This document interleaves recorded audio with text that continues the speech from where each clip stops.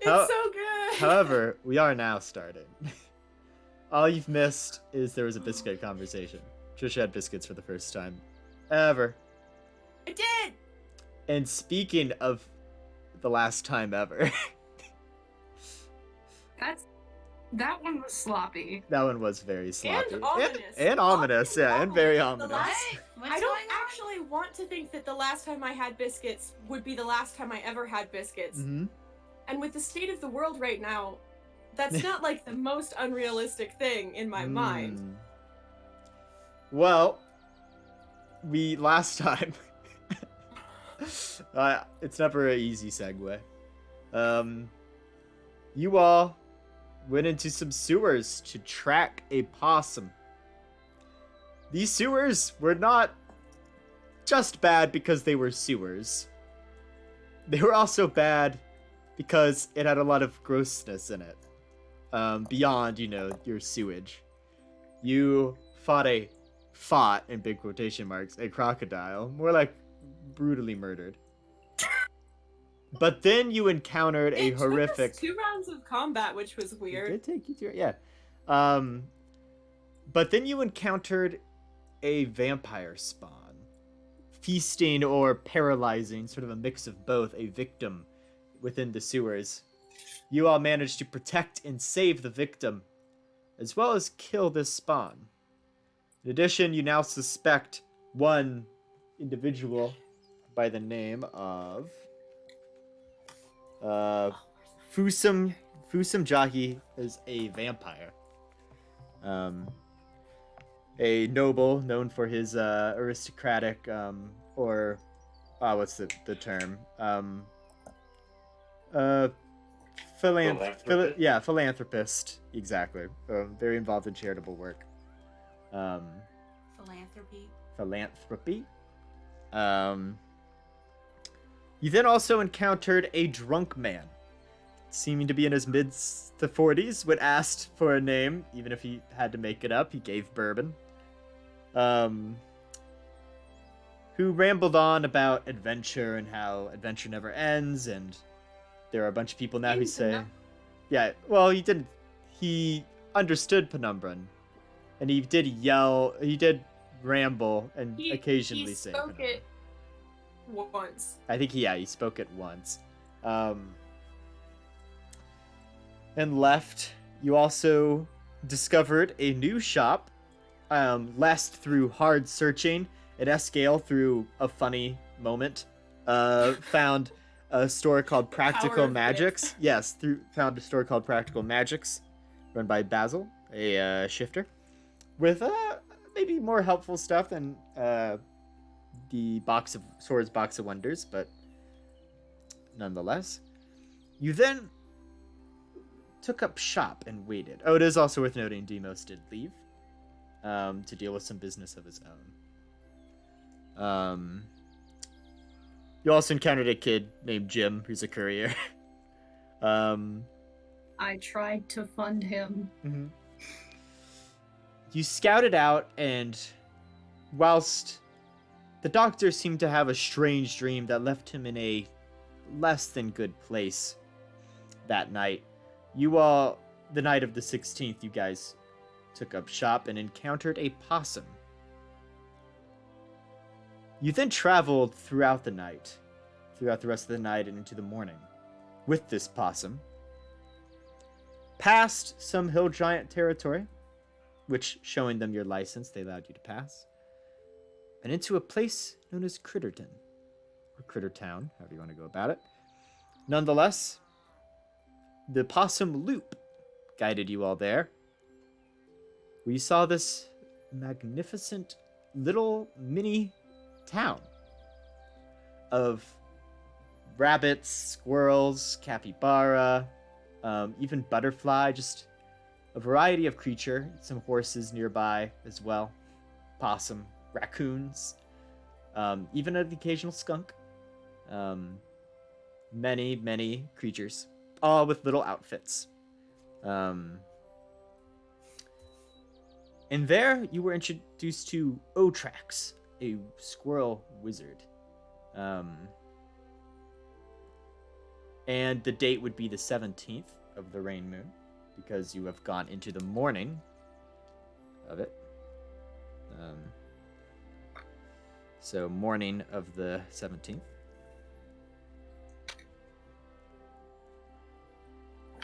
Of the rain moon. I am writing that down. Otrax introduced himself, explained just a little bit more about some of the intricacies of this whole situation.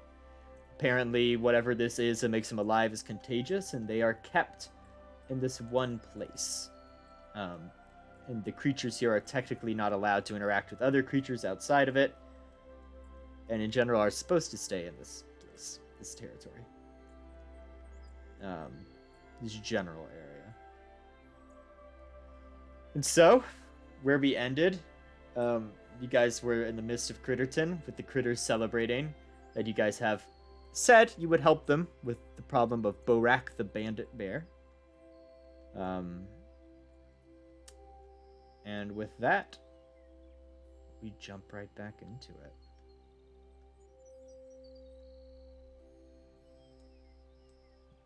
So, as Otrax sort of begins to have birds playing music, and Loop is just sort of like happy to be there.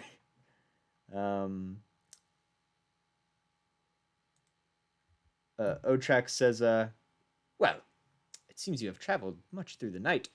If some of you still require rest, we would be glad to house you.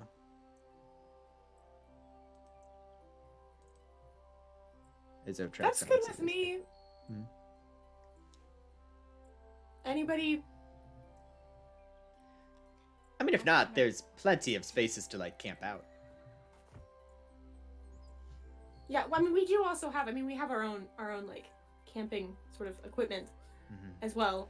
If I don't want to displace anyone.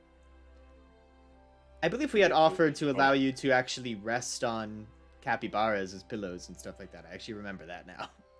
Oh yeah. Yes. I think some of you still needed a long rest, if I recall. I do. Yeah. I How mean, long of a rest? Are we talking 8 hours or? I think some of them need a long rest because you snuck one. I'm joking about the fact that you in the squirrel's voice said the words long rest. huh? What? Some of y'all haven't had a long rest yet, like in game. Huh? No, I know that. I'm trying to figure out what Tegan's joke was. Matt said the word long rest as a squirrel. As the squirrel Yes. tracks, what I meant to say, talk as the DM. It happens sometimes. Sometimes I just continue to talk in a certain. It wasn't NPC's really voice. a joke. Like, it felt Okay, flat 'cause that it's would bad. explain. That would explain why I didn't get it and it wasn't funny. Yeah, it wasn't funny. It was just me. I appreciated it. Thank you. It was just me fucking with that a little bit. Okay, and I just am not. I guess I'm not in the right headspace. See, this is.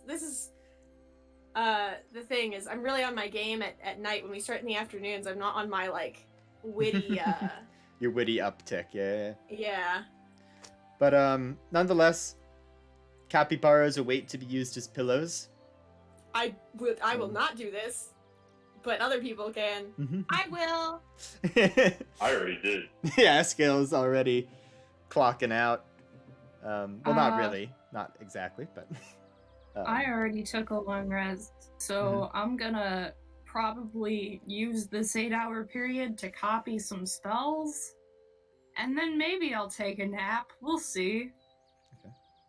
So, Summer, are you just setting up your own little bedspread somewhere nearby? I'll sleep wherever. I'm just not gonna use a sentient being as a pillow. Oh, okay. Fair They enough. said they liked it. That's fine. It's weird to me. So That's valid. also It's like bonding. think about like Bonding. Summer as a person sleeping like near anything is probably like she's probably one that like sleeps with one eye open, right? Like Yeah. So and yeah, I mean she might set up her own little thing. She's probably very comfortable with it. as those of you who are long resting begin to set up for your long rest. Despite the sun being up, you notice some creatures who tend to just sort of stand around and graze for a bit, take turns being at an angle with you guys that gives you a bit of shade.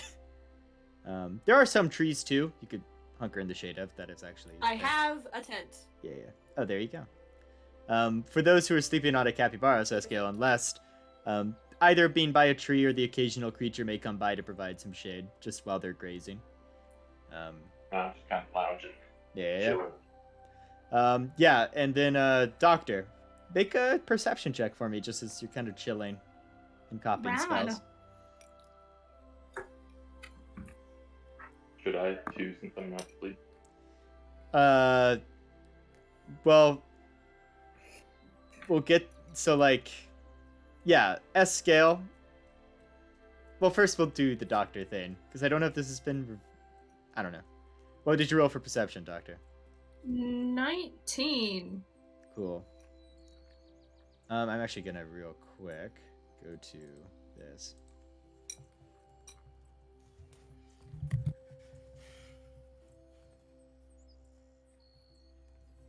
I also just want to say, well, less it's because it's 2 hours and then 6 hours of sleep, right?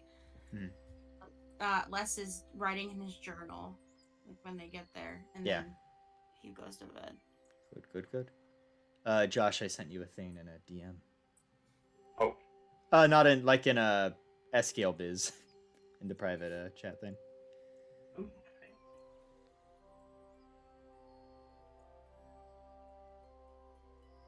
Anyone who listens to this is going to be very confused. Yeah. I mean, that's fair. They can be confused. Yeah, okay, cool. That's all I wanted to make sure. So as you look around, Doctor, you noticed that Lest is sleeping. You can't really see Summer because she's in a little tent thing. But S-scale is resting. He appears to be kind of just laying on this capybara, but his eyes are just open. He looks a little bored. He's just resting. Okay, cool. I'm gonna I think the Doctor's first thought is he's not sleeping. Is he weird and sleeps with his eyes open? So he's gonna just kind of go into the field of vision and wave at him and see if he reacts at all. Gonna turn my eyes towards the Doctor. And that's it. I'm just gonna look at him confused and be like, are you having a hard time falling asleep because it's light outside, or? No, I don't know. I'm just kind of bored. You're bored? This thing's pretty comfy though. The capybara goes, yeah. I'm sure.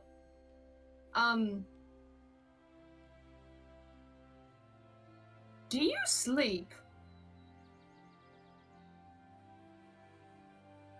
I think so. You think so? Not past few nights, but I remember sleeping.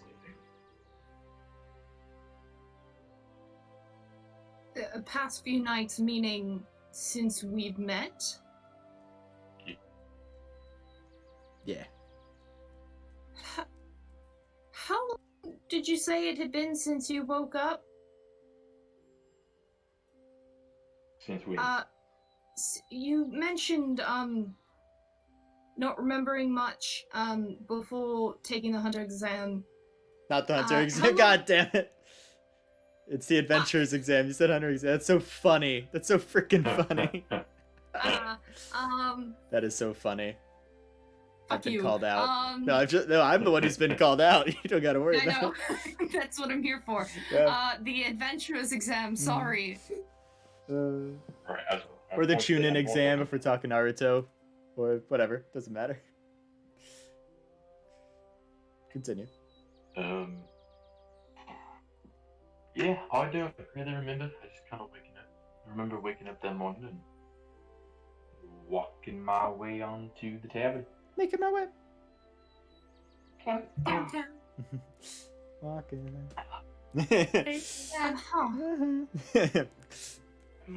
Watch out, if we sing too much, we're gonna get A copyright strike. Nah, we ain't talented enough. Speak for yourself. Yeah, I was about to say, Matt.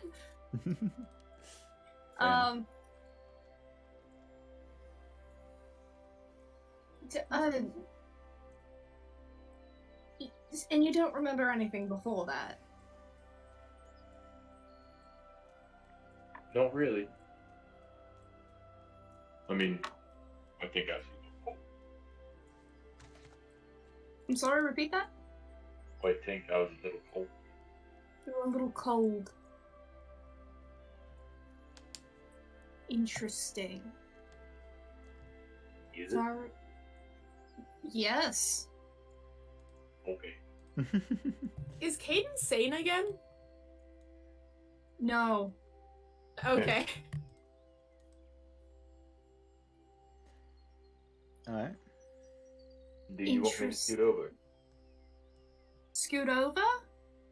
Yeah. I mean, I'm not sleeping. I have things to do. Well, I'm not sleeping either. Oh. I'm just kind of Have you bored, tried? comfy. Have I what? Have you tried? Try to sleep. Yes. Yeah. I don't know. I just haven't been able to sleep. But I don't feel very tired from it.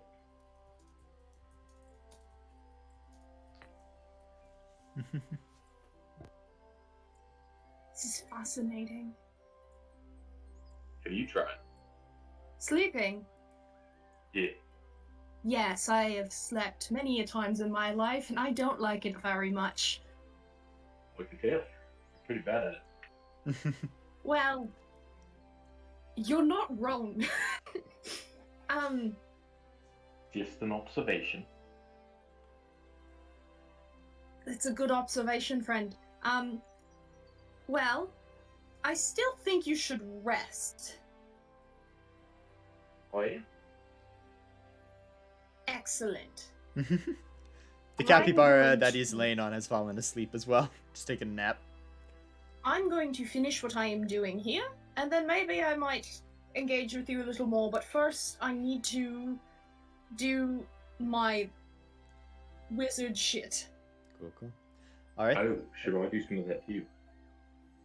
I don't think you do it. We have established I'm a wizard. Yes, but I don't think you do the same wizard shit I do. Well, what do you do? I have to put some magic words in this book. Oh, I will pull out my book and start to write something in it. This is the cutest thing in the world. So, I pull out one of the spell scrolls and I'm gonna start copying it. Escale, are you just sort of looking for empty spaces in this book and just sort of writing whatever? I'm just gonna flip to an open page and roughly mimic what Caden is doing. Got you. Make a, I will say, let's just say an intelligence check to attempt to mimic here. Natural 20 minus. Oh my god. So for whatever reason, almost as if the hand you are holding the writing utensil in is being guided, you are able to mimic the writing that Caden is doing. Nice. None of it makes any sense. I know exactly what I'm doing. Yeah, I'm It's sure. the same thing that you do. As you're writing, eventually you hear a little hop, a hop. You hear someone go, "Oh, well, good to see the wizards at work." Indeed, my good man. Thank you. Yes. And this is Otrax who has come over. Fuck! I love the recurring bit of everyone gaslighting Caden about wizards. Kind of hops on over and goes, Well, I've already used up my highest level today, but I could maybe be of aid.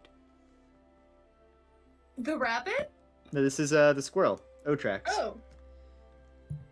He busted a time stop earlier today just to show us he could, remember? Oh, yeah. Oh. May I ask for? For what? You said you might be of aid. Well, yes. I'm a wizard. Not as skilled Indeed. as you all, I'm sure, but... I don't... I'm not sure about that.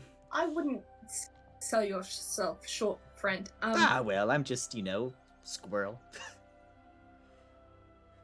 One's ever just anything if you think about it. I mean, we're all complicated stacks of things on top of each other to create this interesting piece of art known as sentience. Well, fair enough. Or you were just talking right now. Yeah, I mean, I'm kind of with you. I am speaking right now. Yeah. I'm with you, but you know that. Summer, you're awake too! No, that was Trisha. Her Oh, sort okay. of voice from the sky. Oh, got it. Trisha just pops up, a little cheerleader in the background. I'm with you. Get it. Go. Yeah, no, it's there's like a little beaver that just peeks out of a thing. Probably an otter. I think it would be an otter. I'd be an otter. I'd peek out of a thing and just say no, I got you. I'm gonna be over here with the Dumbledore's Army style philosophy club. The one otter in all of Critterton, because you notice not many otters here in Critterton, but the one otter, yes, does reveal itself. But Otrax just sort of goes, well, if you're going to deal with Borak for us, it occurs to me I should probably give you a map. That would be fantastic. I am always interested in collecting more paper. Which isn't pinned. The map. He sort of hands this to you, and he goes, as you can see in the sort of southeast, you are currently in Critterton. If you're wanting to head to Borak's cave, there's really two options for you. You could take the northern path and go through Thread City, where there's a lot of spiders and other folk like that, and well, let's just say there's a lot of traps along that route for unknowing passerbyers. Or you could take the southern path, eventually ending up in Molehill, which is a little mining town. And then if you go up higher and higher in the hills, you'll eventually find yourself at Ramshack. Fascinating. There's an old goat there who might be able to assist you through a secret passage that'll lead you to Borak's cave. Excellent. Do you know how large this secret passage is? Large enough for all of you, for sure. Excellent. I would actually recommend the southern route. It's a bit friendlier. Though maybe a bit slower. Because you'll have to go through a lot of bigger hills. But safer. Excellent. Thank you for the advice, friend. Other than that, there's Or it's not friendly. well, not that we have some spiders who come here and do work, but at least the residents of Thread City, well, they'll capture whatever comes by, and that includes you. I understand. Yeah, it's how they survive, they eat meat. It's kind of what they do, what they need to do, so. Hey, Matt, real quick, just so I can mark it. Mhm. Can I spend all 6 hours of this rest with spell scrolls? Do I Sure. get that? Yeah, you Cool, got it. Can I also do that? Yes, you can. Do you put these spells into your book? Well, he rolled a nat 20, so yes, he kind of does. What spells are we putting on our book? Yeah, can you let us know what spells we put in? I start with comprehend language, Mhm. so yeah. Comprehend language. Let me write it down. Mm-hmm. Shield. Shield. Ooh, that's a good one. Meh. Very good for the arsenal. And, Escale accidentally multi-classes as a wizard because of our goof. I think he's picking up the ritual caster feat. I think that's what you just did. Good question. That'll be a question for and Josh and Escale, I suppose. So. charm person. And charm person. Ooh. Oh, I'm gonna get some good use out of these spells. Thank you. Yes. Do you know what they do? I'm Can you going to say Can you read one, out? let me understand languages. The other one works as a shield. And I think the last one can charm people. Read arcane.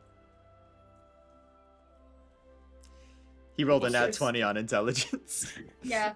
Well, to be fair, the arcane language I'm making up, it probably wouldn't be too hard to figure out. At least shield is shield. And Otrax is totally like, comprehend languages spell. Yeah, I'm sure. Shield spell.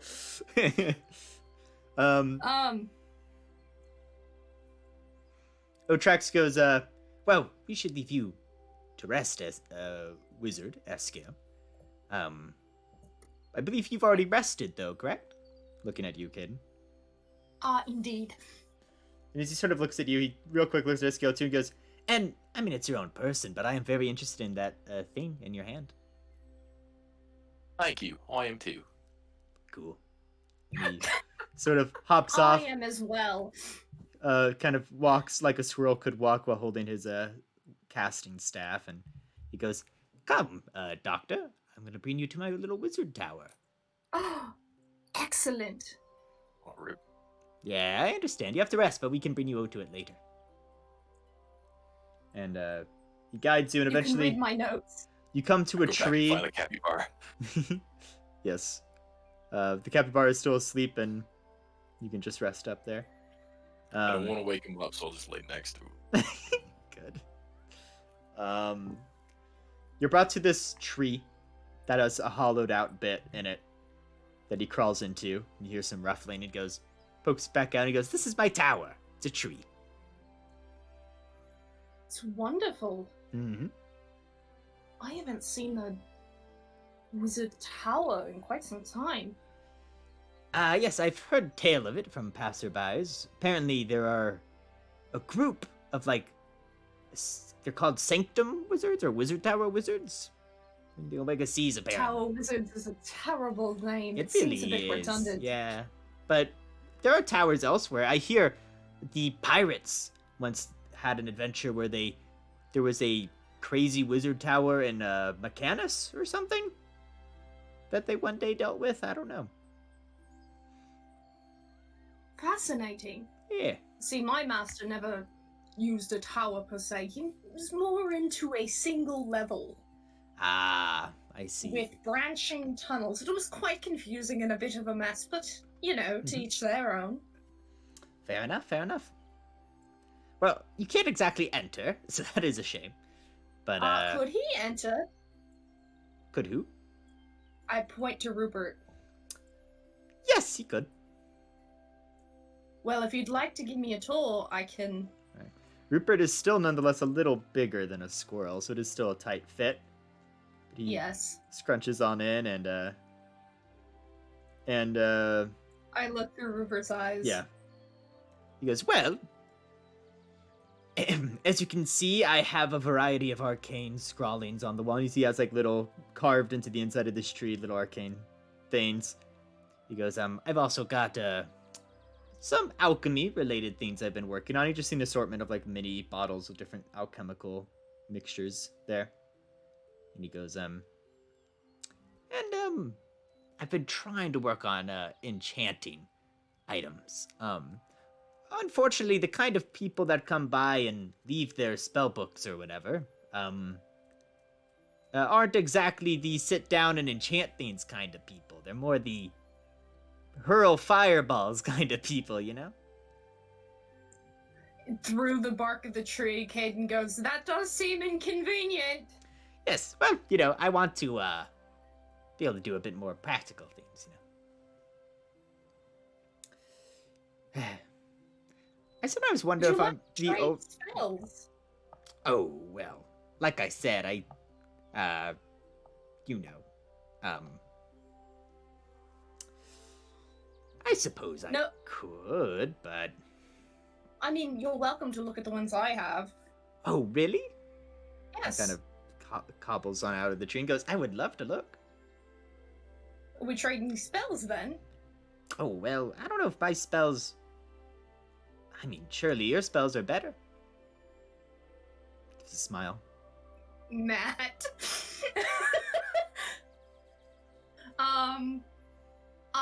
Nonsense. Stop selling yourself short. You're clearly very powerful.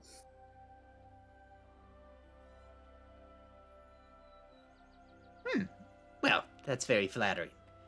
It's not flattery, it's honesty. I watched you cast a very, I will say, very difficult spell. not that I'm too concerned, but I know in the past I've shared spells with people who went to Borak and then they never came back, and I worry that maybe Borak's people then, you know, get access to some of the spells I figure out. How about after we finish this quest then? Yes, no, exactly. I'm a little, it sounds embarrassing, but I'm a little clingy to what I've learned, because it's been very hard. It's not like I've had like a teacher, I've just kind of had to read. Well, first I had to learn to read, then I... Yeah. Understandable, I went through the same process. Hmm? Learning how to read and then Yes. reading. Well, exactly. So, that sounds good. But yeah, I've got all sorts of things here. I just kind of wanted to show it off, you know? My No, cute it's little wizard's tower. fantastic and very lovely. Yes, thank you. And with that map there, again, I would recommend the southern route. It's a bit safer. You're more likely to get there. And also, like, you know, we have our spider friends here in Critterton, but, you know, they can... Is there any benefit besides speed to taking the other one? I would dare say no. I mean, maybe you could, I wouldn't, you know, I don't know what sort of things the spiders have that you could, I don't know how criminal you guys are. I see. Yes, I didn't know if there was something else that would make sense I for us assumed- to take that path. I assumed very uncriminal, since, you know, you didn't rob us, you know, so. No, I have no interest in robbing people living their normal lives. Yes, that's good. It's good. Kinda nods. Grabs an acorn nearby and in his little wizard tree and starts chewing. Well, I am embarrassed to say, but the journey did take a bit out of me, so I might catch a quick nap before we leave. Alright, sounds good. So I'm gonna go back over, Mhm. and after I've copied all these spells, Yeah. I think I'm gonna try to sleep. I don't know if I dream or not. I think that's up to you. You can't long rest so quickly after you already long rest, but you can take your short rest or whatever. And just Yes, chill. I'm asking if I dream, I would say probably not. if I nap. I'd say probably not. Cool. It's daytime. It's But who knows? Uh-oh. that kind of thing. And I'm gonna As- go over and I'm gonna lay down where Escale is, and I'm like, alright, we're going to try to sleep. Hi, welcome. as I'm gonna wish try you to do were some, like, giving breathing me a exercises and Mhm. things. Escale, you hear Doctor doing some weird breathing stuff. I'm trying to get him to, like, follow with me. Do I stand that, or are you just hoping? Oh, I say out loud, like, we're going to try to sleep. I'm going to try and teach you how to sleep. Hey, quiet. Then I will follow along. Cool. With a lot of breathing exercises, you do all feel really relaxed. But neither of you fall asleep. The heart I'm also rate gonna... down. Yeah, get the heart blood rate pressure down. lowers. It's actually kind of meditative in some ways, you know? Mhm. Yeah. Just feel pretty Peyton, relaxed. at some point, while Escale's not paying attention, is, quietly having his pen write some notes. on the fact that a Nice. tail does not sleep. Mhm. And as everyone now wakes up from their long rest, you hear a like a croak. You hear a voice go, do I do it? I feel like I gotta. Oh, hey there. Oh, Ah. My name's no, not Southern. Hello. My name is Mitt. Kermit the Frog. Yeah, Oh my name is gosh, Mitt. You're going Yeah, for a Kermit. going for a Oh, pseudo boy. Kermit. Yeah, my name's Mitt. Nice to meet you. Hey. I'm a Oh my goodness, I guess I can't just do a Kermit today. Whatever. So yeah, it's so funny. I can't tell whether you remind me of a friend named Kermit the Frog that I have, or a friend that I'm pretty sure was named Ray, and everybody loved him.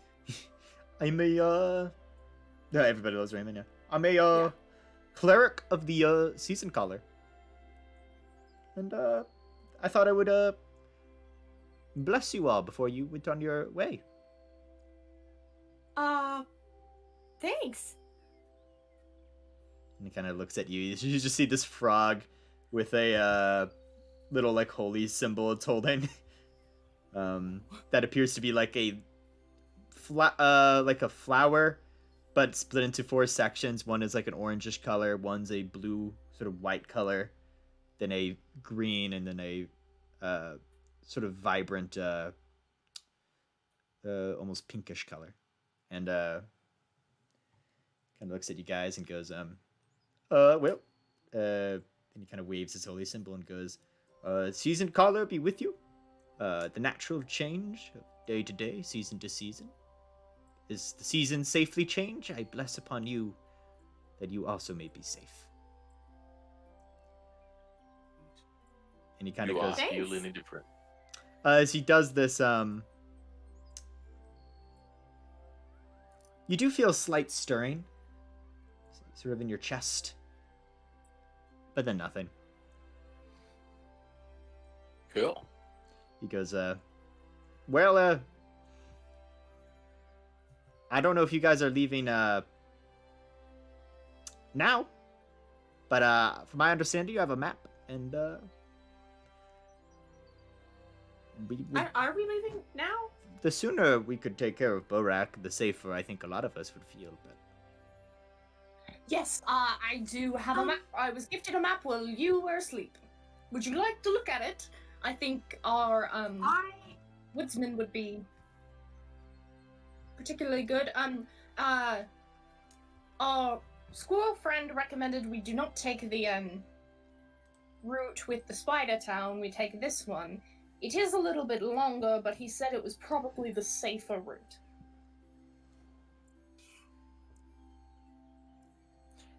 Kaden, how are you, feeling? Splendid. A little bit fuzzy, a little bit distracted, but oh well. Can I try to roll? I mean, this is an arcane. Feel like, can I roll something to see, is he doing any better? roll an insight He doesn't check. seem better, but Yeah, is he any better? make an insight check, and then so you can decide what that reveals. 19. Well, unless if you're being deceitful, then we'll do the classic roll. But if it's just a matter of inciting into you, then whatever. I mean, I think it's probably more of a medicine check, to be honest. Like she's not trying to figure out if he's lying. She's trying to figure out if he's sane. Then the insight check will do fine, because medicine usually does not mean psychiatric work. So doctor, what does a 19 reveal about your sanity? I mean, are his eyes still glowing green occasionally? They haven't since you woke up. Yeah, it was when he initially woke up that they were green. Yeah, I mean,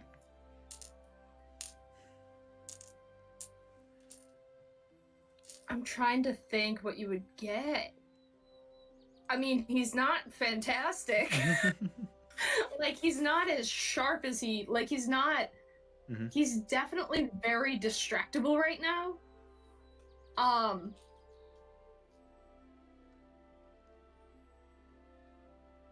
But he can be distractible always. Like he's definitely not like normal right now, but also like But not as bad as before when there was like a very real risk of him like doing something nuts. Choking on his tongue to death. or you know, blurting out something that was like really important, or you know, that kind of thing. He's not rambling about how we're all chess pieces anymore. He hasn't done it yet. Okay. But you know, like he hasn't shown anything yet since he woke up, but that doesn't mean he won't start. Yep. So I have no idea with a 19. You have an idea that it might happen. Yeah, you don't think there's an... Good. That it might get bad. Like, I'm remembering that I rolled it too, so I'm like, I can't tell you what Caden's gonna do yet, because I don't know what Caden's gonna do yet. Mm-hmm. Cool.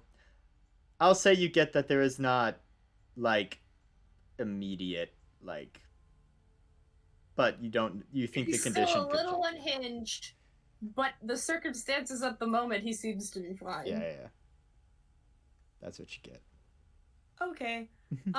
Summer would try to pull Mitt aside. Oh yeah?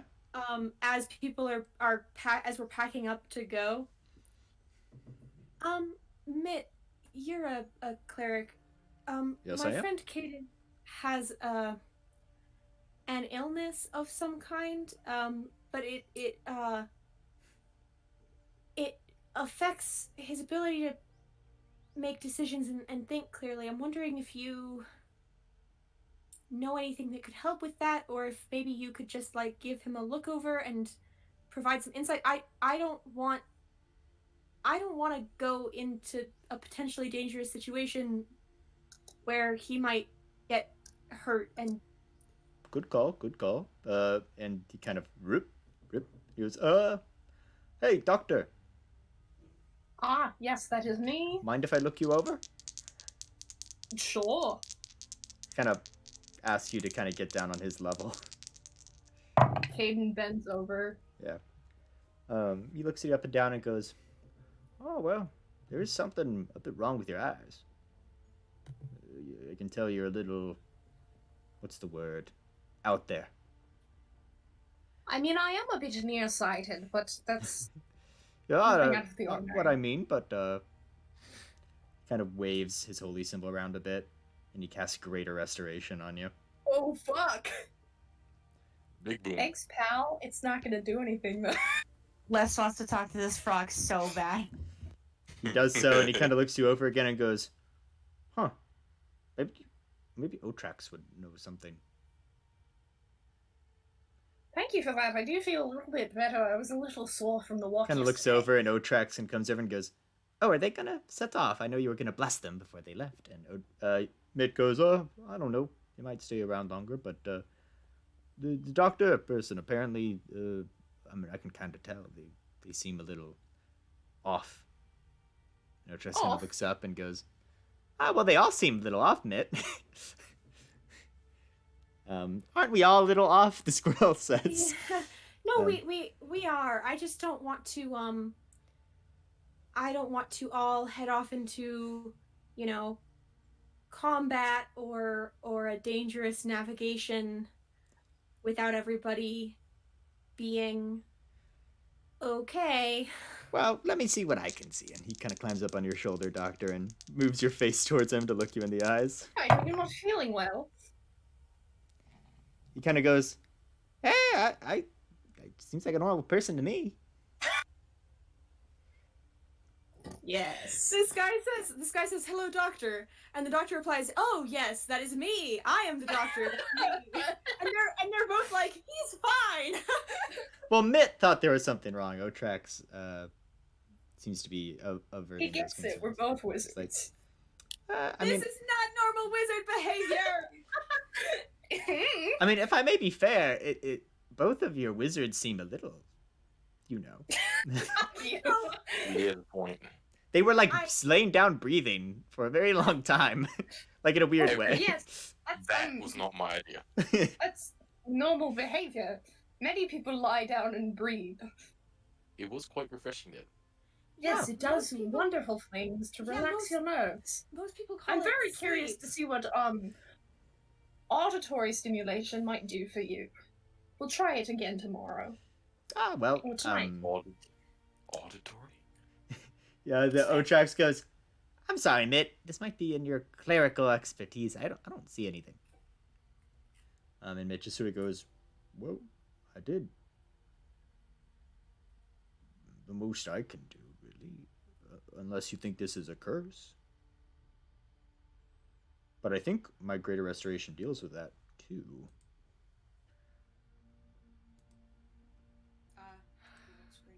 And he kind of looks I'm around. confused. What are we talking about?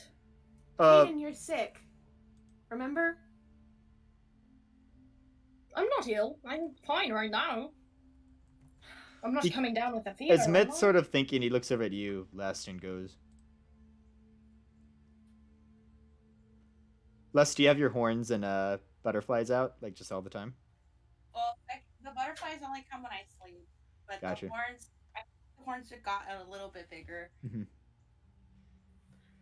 Oh, well, he kind of looks over at you and goes, it is interesting to see sort of a kin in the human world. Hello. Hi. You just sort of go, yeah? Where did you get your necklace? Oh, well, I had it made. I had some dreams that involved the season caller, and I ended up under her service.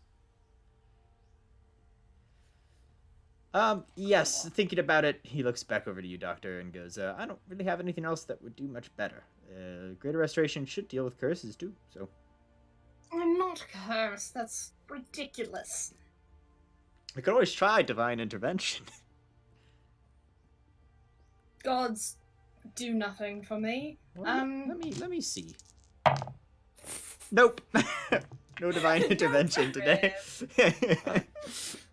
That would have been such a derailment of this session. Oh, if just yeah. this season caller was like, I'm Well, here. It's like Aiden's got a multi-class. Okay, well, we shouldn't leave without breakfast anyway. I see that there's a campfire over there. Kaden, you'll want to make coffee, right? Of course, I would love to make coffee. So That's probably probably why we'll need- you think I'm off. I haven't had a morning cup of coffee. It probably is. So probably we'll need to stay for just an hour or so before we head out anyway. Les, can I talk to you? Yeah, sure. Mitt sort of goes, oh, well, just so you know, if you are in any way following the Fae or the season caller in specific, Godspeed to you, and this place is very strong in Fae stuff, so... Face stuffs. Oh boy. So yeah, and he hops away. So Lest and Summer. Yeah, sorry to I know this is very exciting for you, all of this. I want to help, I do. I don't know if we can do that right now. Who are you talking to? Lest? Lest. Very cool. Trying to pull Lest aside and get Caden busy making coffee and Escale busy probably staring at something and doing what Escale does. I'm making coffee for both me and Escale, and I'm showing him how to make it. That's adorable. I burned myself. No. Damn. Lest, when we were all being, honest in the circle, you might have gotten that I was trying to get something out of Caden. And I didn't want to tell anyone because I don't feel like it's my secret to tell, but he's sick. He has been ever since he went home last, and it's a kind of sickness that gives him these weird headaches, weird sort of fits, and what happened yesterday was the worst I've ever seen. I don't know that it's safe for us to just go right now. I mean, I'm okay with going, but I don't want... It's just gonna be very dangerous, and I don't want you to go necessarily without knowing the risks, and the risk is we are maximum 2 out of 4 sanity, and that's assuming that Escale and I both have half. Uh,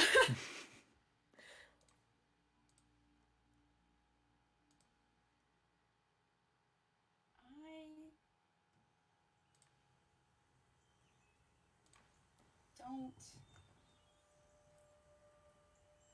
don't know what to do.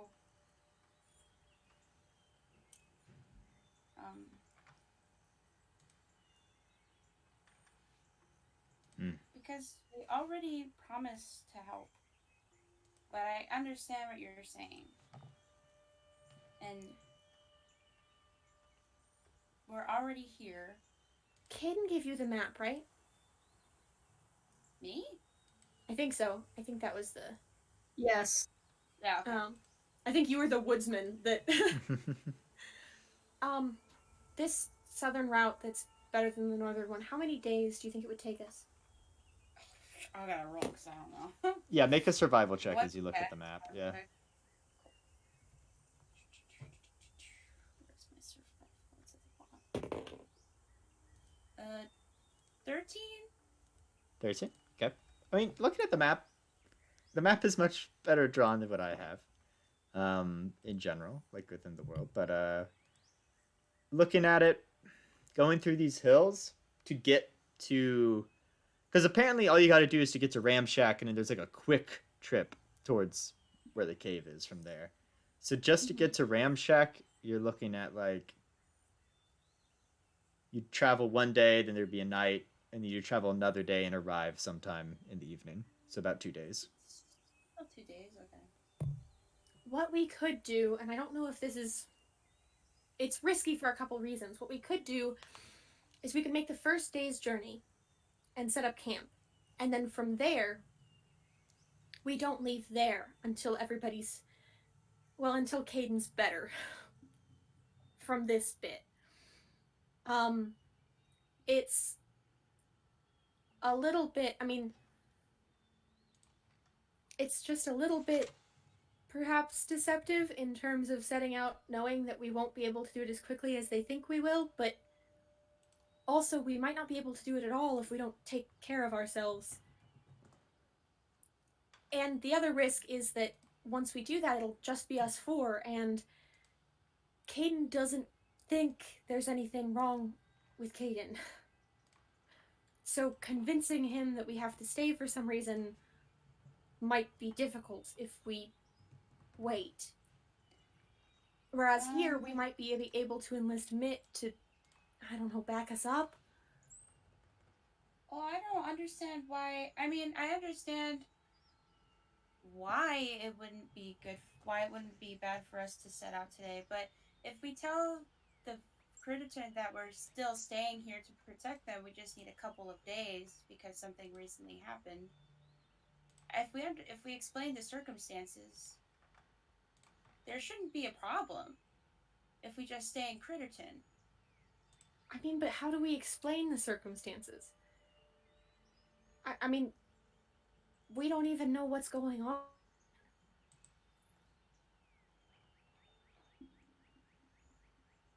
Well, I mean, just because you don't know what's going on doesn't mean something isn't going on. Well, I mean, I know something's going on. I'm just worried about explaining it in such a way that doesn't alienate Caden and also conveys how serious I think it is. I could just go explain it, and you can distract Caden.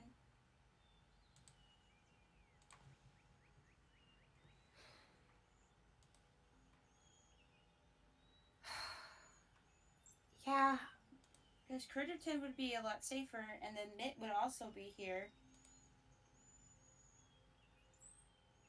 And we could also stay and protect Critterton. Mm-hmm. I mean, also, I think maybe ask them what they think. Right? Yeah. You know, how urgent is this given the fact that we have this issue? Well, I mean, what's it? Come on. Luke did say that people, well, Critterton residents were dying or getting killed, so. But pretty urgent.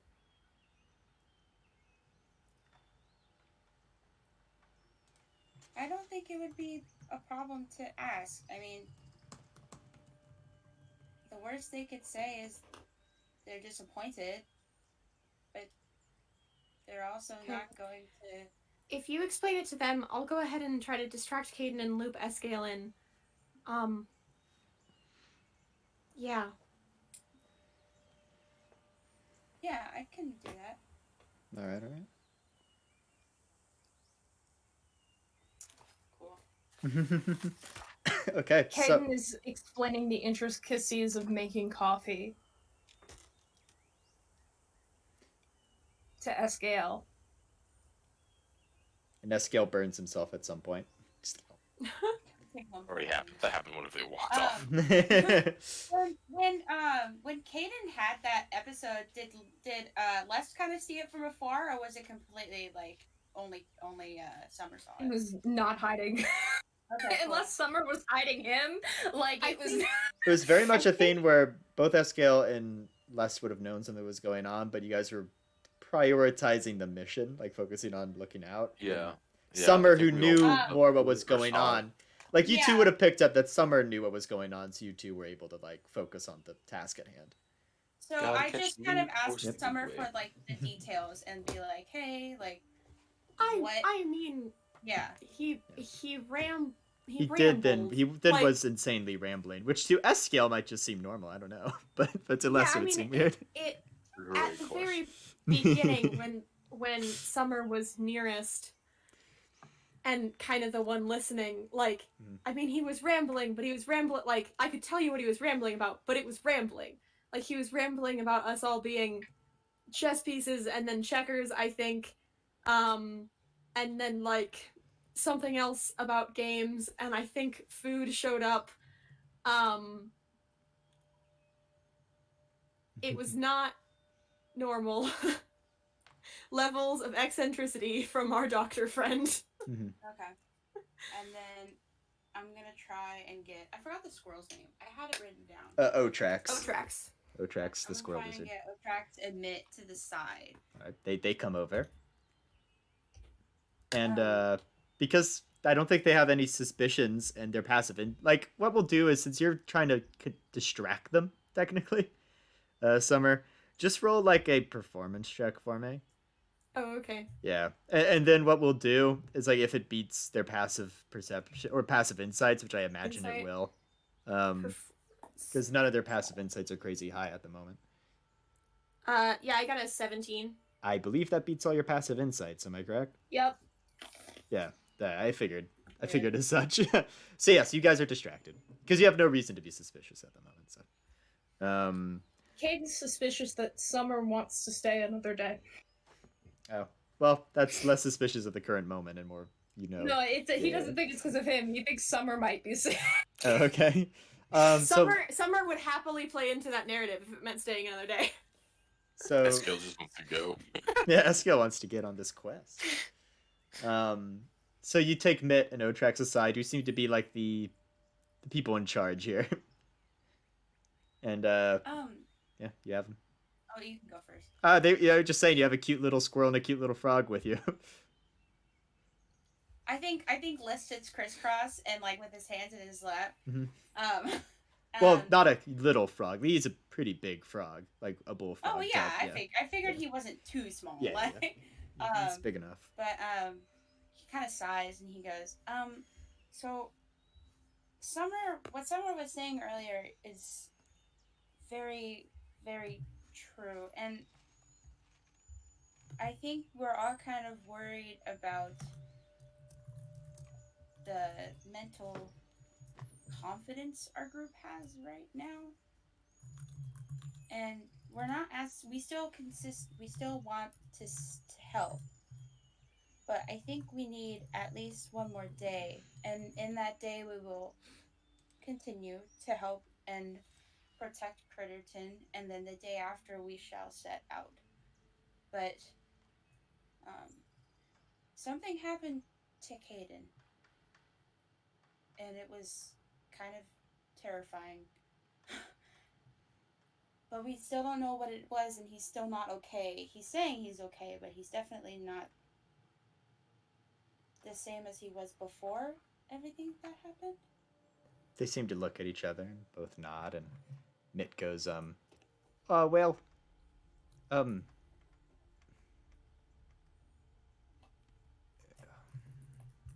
don't think they'll attack today, so maybe I can use some of my other spell slots. I've already used a few. I could potentially ask about it. I could either try to commune or do a bit of legend lore.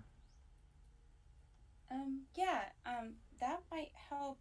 None of us really knows what happened, so it's kind of a shot in the dark almost.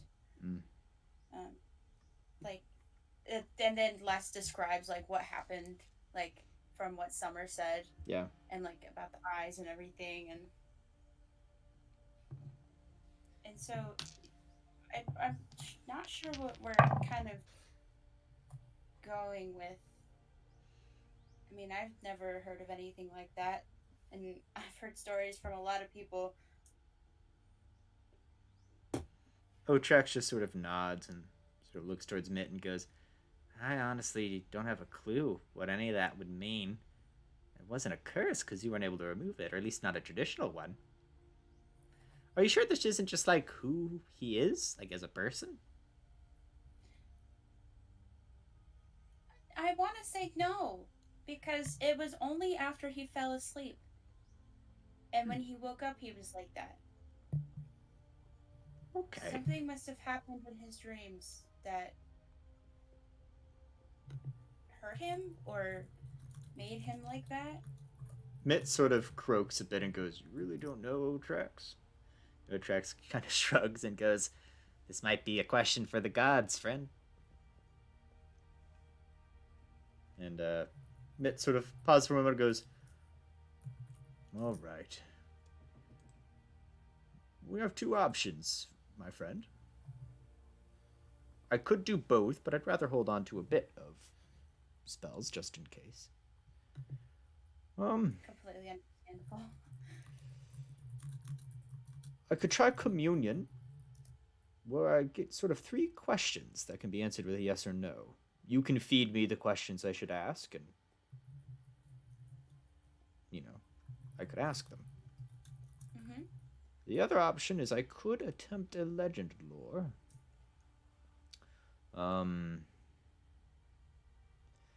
Where I can kind of describe a person, place, or object to the season caller, and the divine knowledge they have on that person, place, or object will be given to me.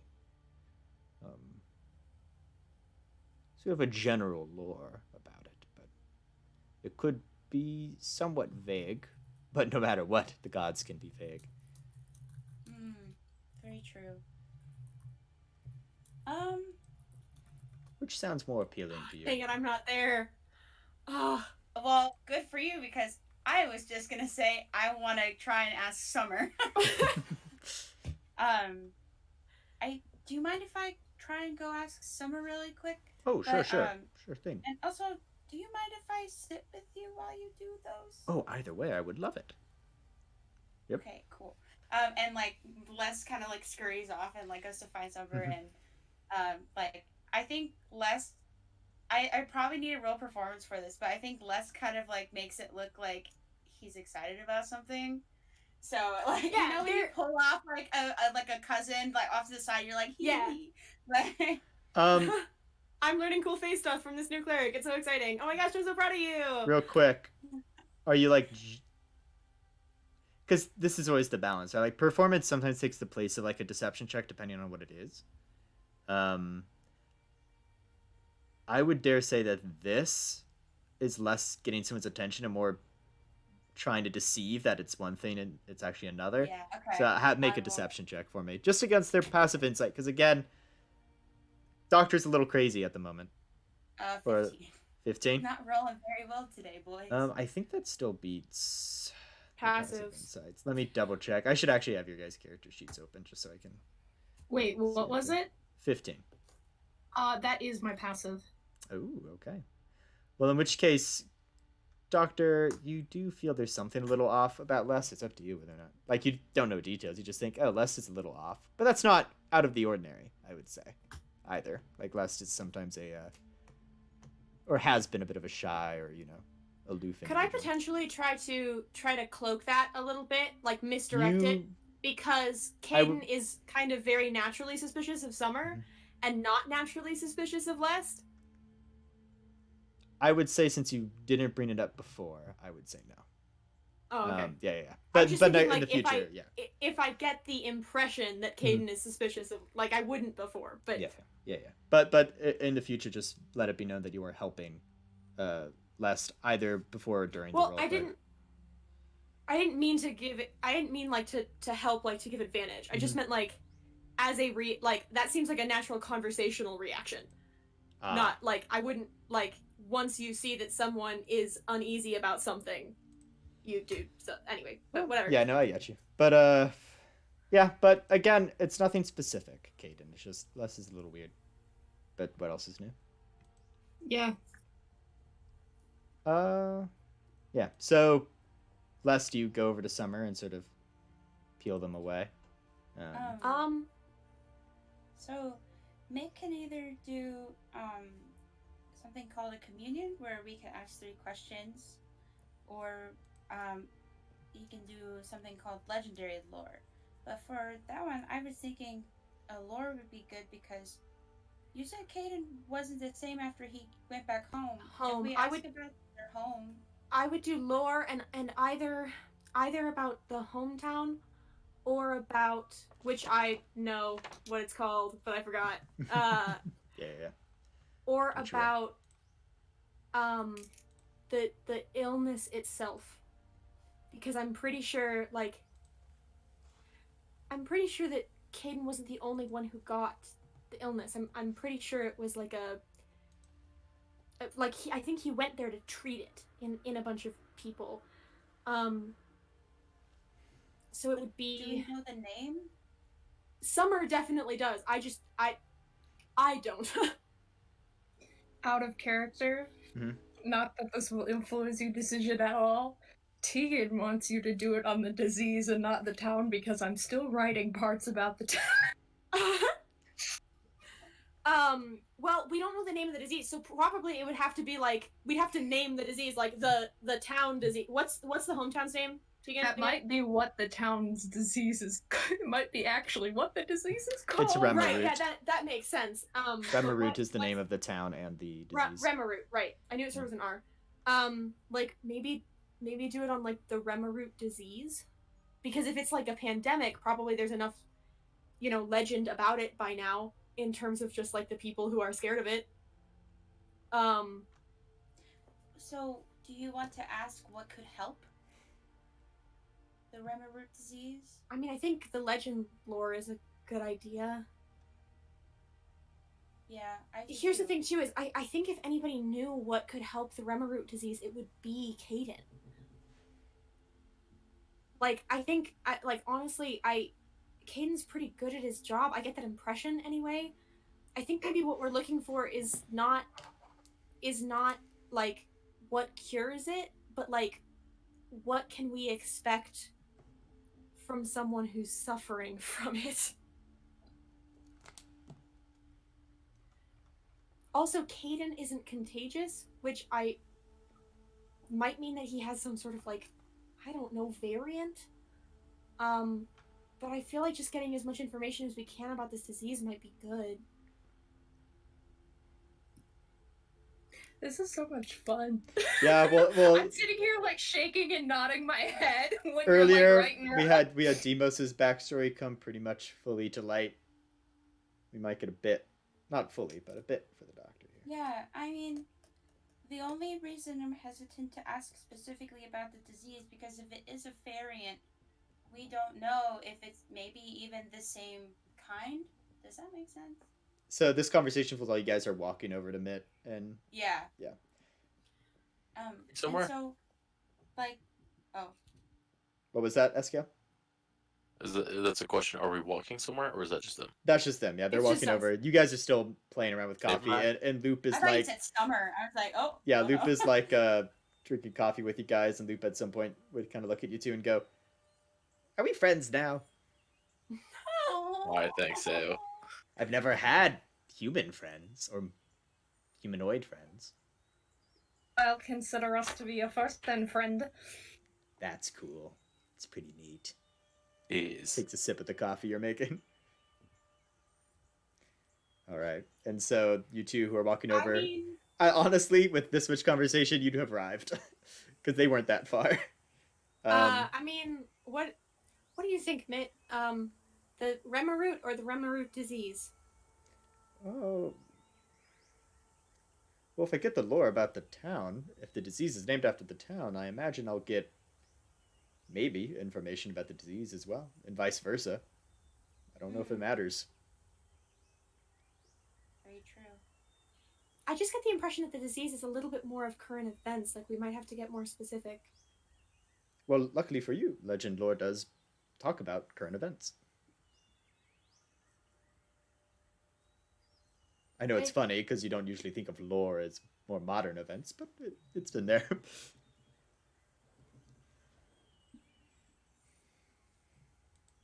I think What do we you just think? need to ask. No Tracks goes, "This is rare. I've often asked for legend lords from it, and sometimes he refuses." What do you think, Lest? I think we should just ask about Remeroot and All right, let's do that. we can get. Mitt sort of sits down with his stuff and is setting up, and he goes, "Things will be happening." And he's sort of setting up. It takes 10 minutes to cast, so he's setting things up. Lest is watching, like, And he sets out a bunch of ivory, and this is like expensive, or not ivory, incense. A bunch of incense, and some ivory strips. Like this is Matt. expensive stuff. Yeah. No. It's 10 minutes. Like, do I see that something is being set up over the corner? What's your passive perception? Let me look. Actually, I can see. I feel like this is. I actually have a counter for this, so whenever you're ready.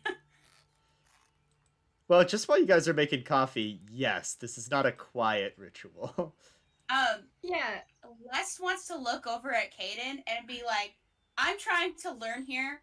Please let me learn." Make a deception I check. love it. Versus an active insight check from Caden. And S-Scale if you want to. So S-Scale and then can make I an don't insight. really care what she's doing. I'm just kind of curious. Yeah, make an insight check. Okay. What I don't know if that would still require one or not. Yeah. 18. 18's your deception. What are y'all's insights? Sorry, guys. I got a 21.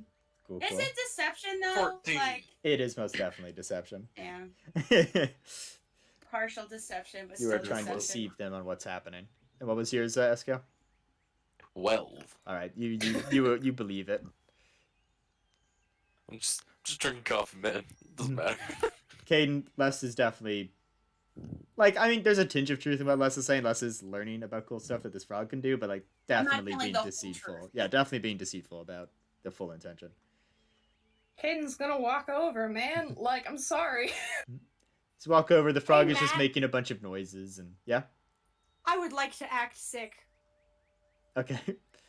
Make a deception check versus the held insight of the 22 from before. Well, it's a new person actually, so Hey, 21. make a Kate, new insight, Caden. do you give any inclination for Eskill to follow, or tell him to stay? Oh, I don't know. I don't really care. I just want to know like what's going on. Caden would say, "What are they doing over there?" And then start walking that direction in a way of like, if you want to come find out, sure. I'll Okay. look at the what's the possum's name? Oh Loop. gosh, what's the possum's name? Loop. Like, do you want to go? He goes, sure, and he hops on your shoulder.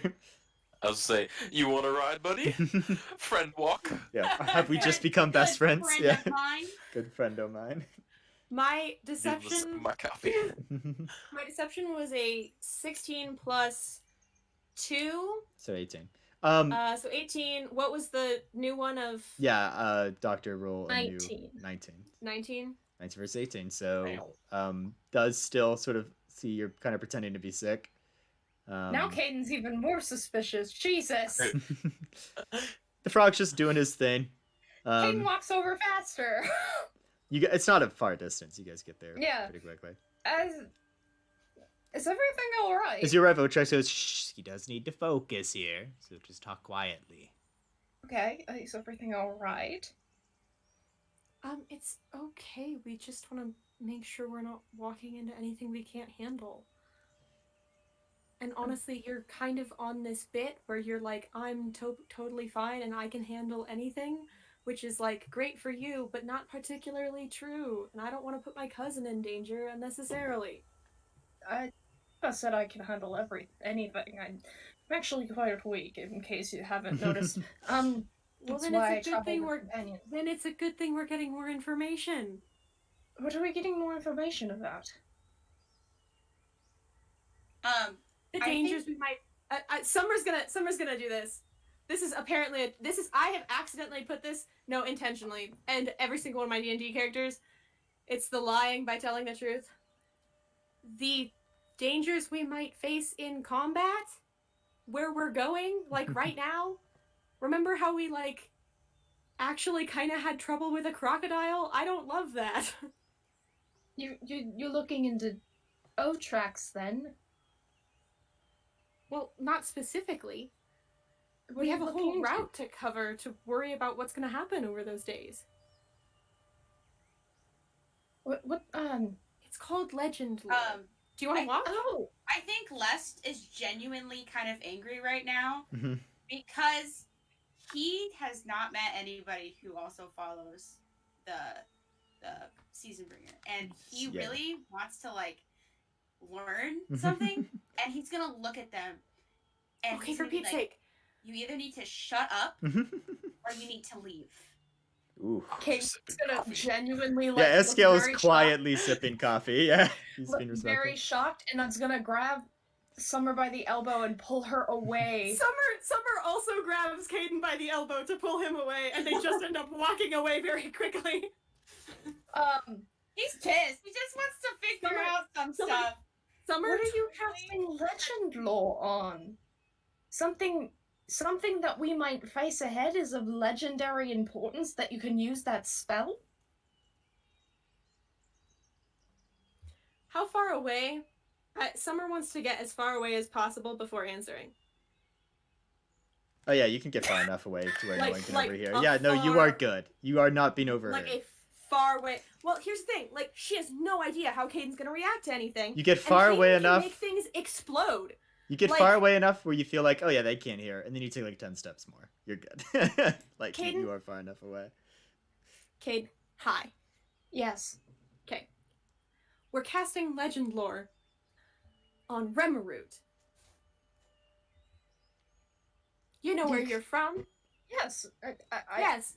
We're trying to get information on why you're super not okay right now. I would like you to look at me, okay? Because I'm trying to get through to you, and I know that there's some barriers right now. But Caden, you're not at your best right now, and you're not knowing that you're not at your best. And so I need you to trust me. No, I mean, I can acknowledge that I might be a wee bit off right now, but, you know, it happens. Like, I just didn't sleep with our best last night. You know, it causes me to be a little bit loopy I and know, distracted. and we've talked about it because I get headaches from mysterious origins that you pry into as well. But I've seen this before, and this is the worst I've seen it. And you can make things explode, and I carry explosives.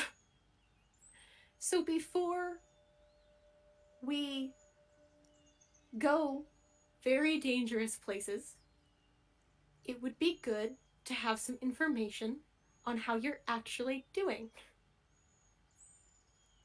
And you won't could tell just us. ask, you know. I have. That's like the whole bit. I have, like, multiple times.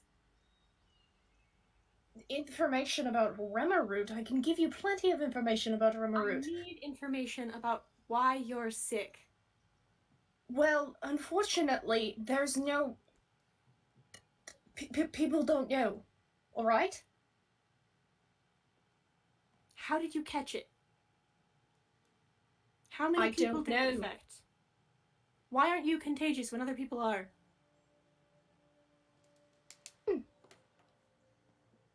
I'm not the only one who's not contagious. Do you know the difference between the contagious kind and the non-contagious kind? That, do I know? Yeah. Tegan knows.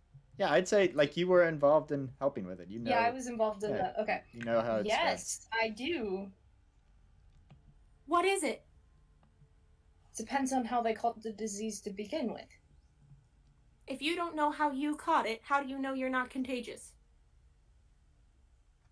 I also don't display the symptoms of someone who is contagious.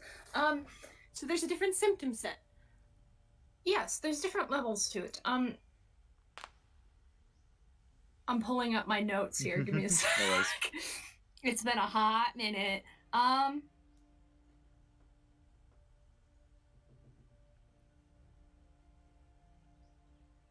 Gotta, like, quickly just scroll through all of my fucking backstory notes.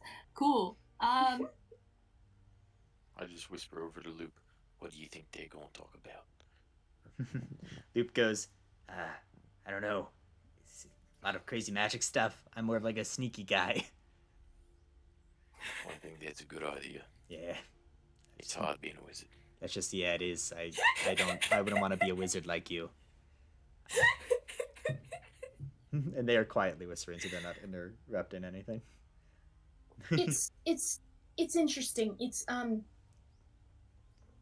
you can't get it unless you were in Remeroot, it seems. And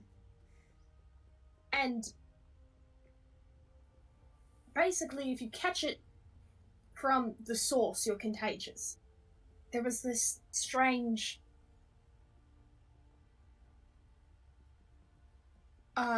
vapor in the air, and if you inhaled it, you start acting strange. And if you caught it from somebody who inhaled it, you weren't contagious. It had to be first-hand. So basically, every dose of this disease has sort of two people in it. You can't catch it third hand. No, you cannot. I imagine that's why the reason they were comfortable taking me back to the capital when I caught it.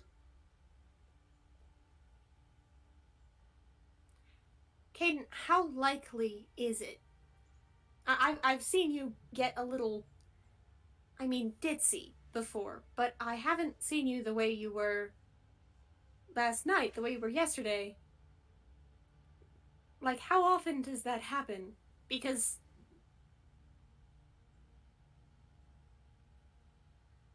that's important to know. It happens... Well, it depends on how I've slept the night before, usually.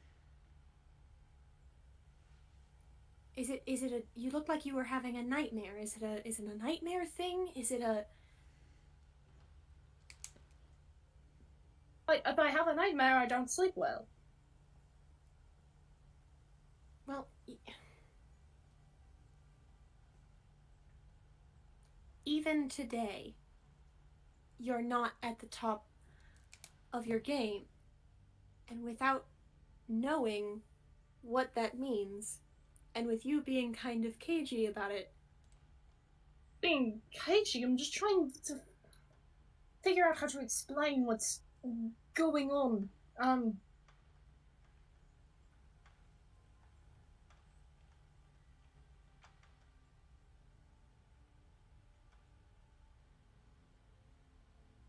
Caden's like pressing each finger to his thumb and like looking a little bit off to the side and looks very confused and trying to figure out what to say.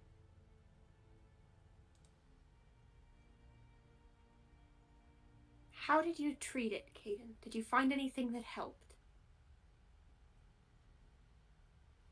Was no treatment. Why it was such an issue.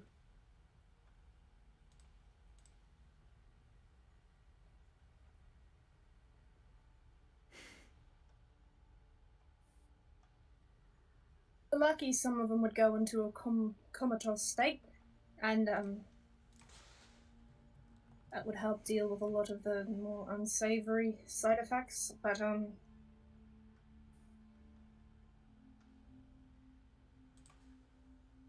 Caden, are you getting worse? Are you going... I don't know. I don't think I'm getting worse. I haven't noticed anything. You noticed something? Today's just a bad day. I'm being completely honest, I did feel very guilty after what happened with your cousin in the sewers, and I just didn't sleep well. Meanwhile, as 10 minutes have passed, Mitt's eyes sort of open. He looks around. And it was far away enough where you guys will not be able to hear that it's ended. He kind of looks around for a moment and he goes, "Oh, well, I have the legend lore. Vague, as always, but judging from it, I think your friend should be okay.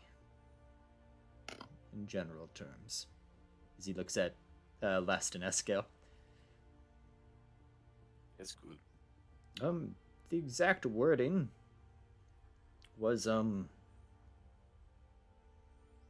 it was, I feel like trust you all, was, the doctor's master's mistake. An unseen entity that speaks mist, heard in dreams.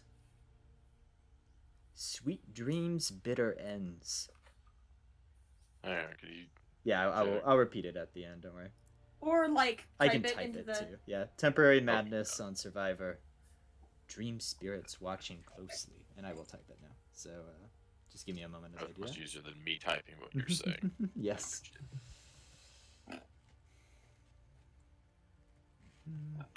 This just... Legend lore is relatively vague. So this is just sort of the riddle he got from the season caller.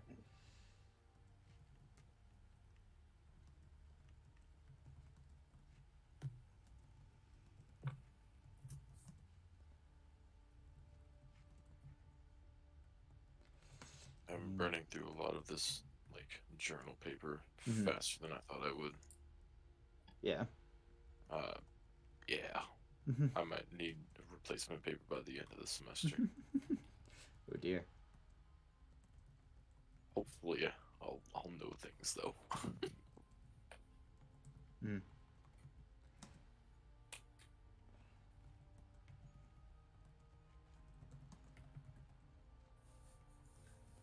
Cool. That's it. The doctor's master's mistake. An unseen entity that speaks mist, heard in dreams. Sweet dreams, bitter ends. Temporary madness upon survivor. Dream spirits watching closely.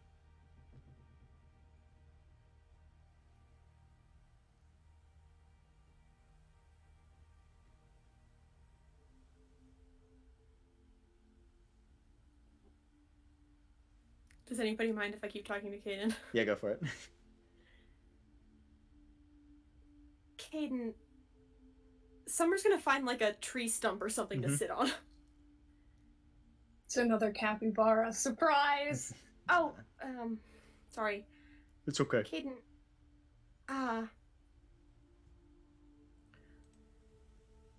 I know something happened at home with the sickness, and I know something happened that you don't want to talk about.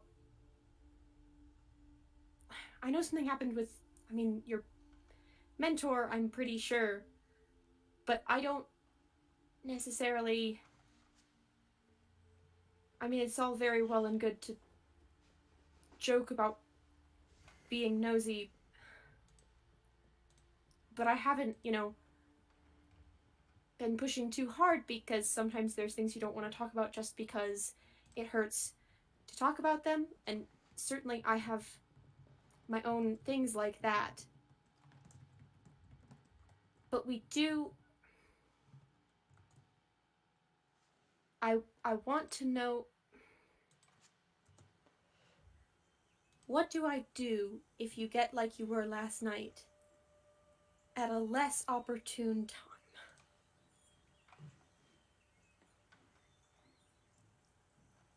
Caden, while you're talking, kind of grabs his stomach area.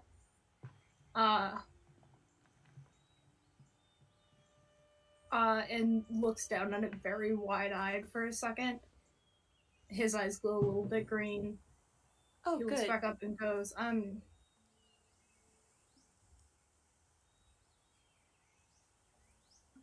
don't know what you can do.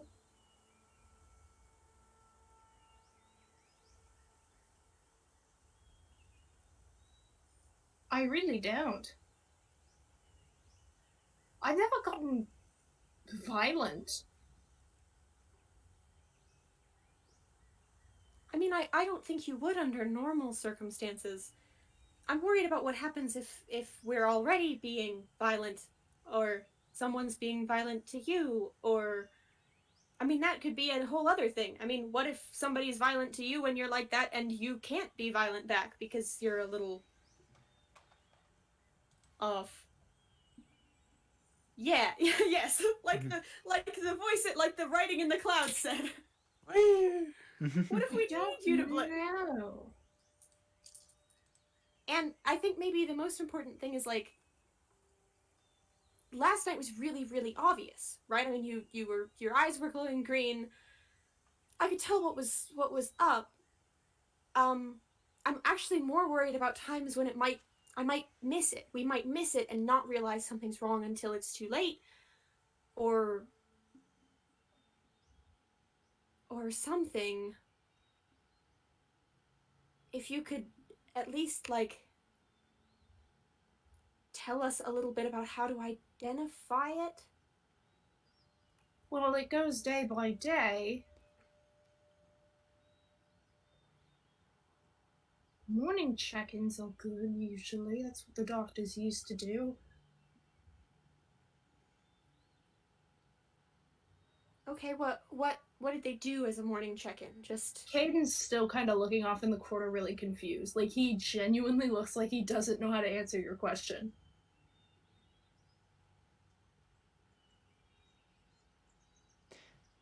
At some point, a bird flies over. I think Mitt has a thing for you two. Oh, yes, I'm very curious to see how that went. Does Caden look confused, like it's hard for him to think about this because of the illness itself? Or does he look confused, like he just doesn't... that wasn't his job? He wasn't the person who gave the morning check-in, so he doesn't know the procedure? Yeah, that's it. Second one. Okay, and he's not articulating, like, oh, that just wasn't my job. That's why I don't know what questions they asked. He's just like... because, like, Summer would have no way of knowing what exactly his job was, right? Okay, so this is more of a, he's just being very literal than a... Yeah. Okay. Okay. Do you have access to the writings of any of the people who were working on it that we could read, so that we know what they've done, to check in, to keep track of things? No, the check-in started happening, I don't have any other writing. It wasn't, There weren't many doctors, when it all went down. It was a little chaotic. I'm referring mostly to my own treatment in Odingrad when I got back. With the check-ins in the morning. It was just...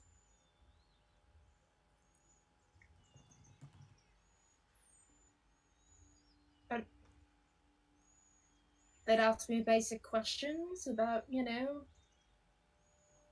the day before. I don't know what they were gauging. I was focused on other things.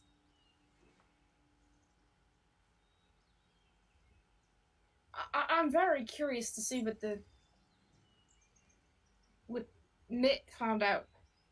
I am too.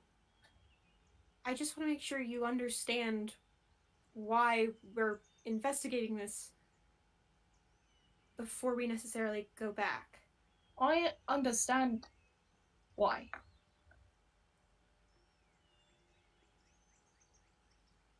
I do.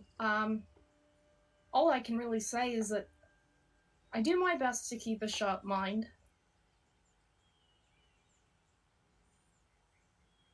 Sometimes it doesn't work. But I have securities for that. As best I can. But there'll be days like this where I'm a little off and his eyes go wide and flash green. It seems like you're getting better just as we talk. I mean, this morning you couldn't really admit that you were off at all. I mean, I feel fine. Okay.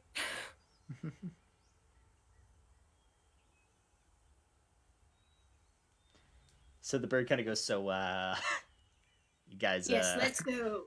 Cool. Don't worry, I have a bird brain, I'll forget. And flies away towards Rhythm.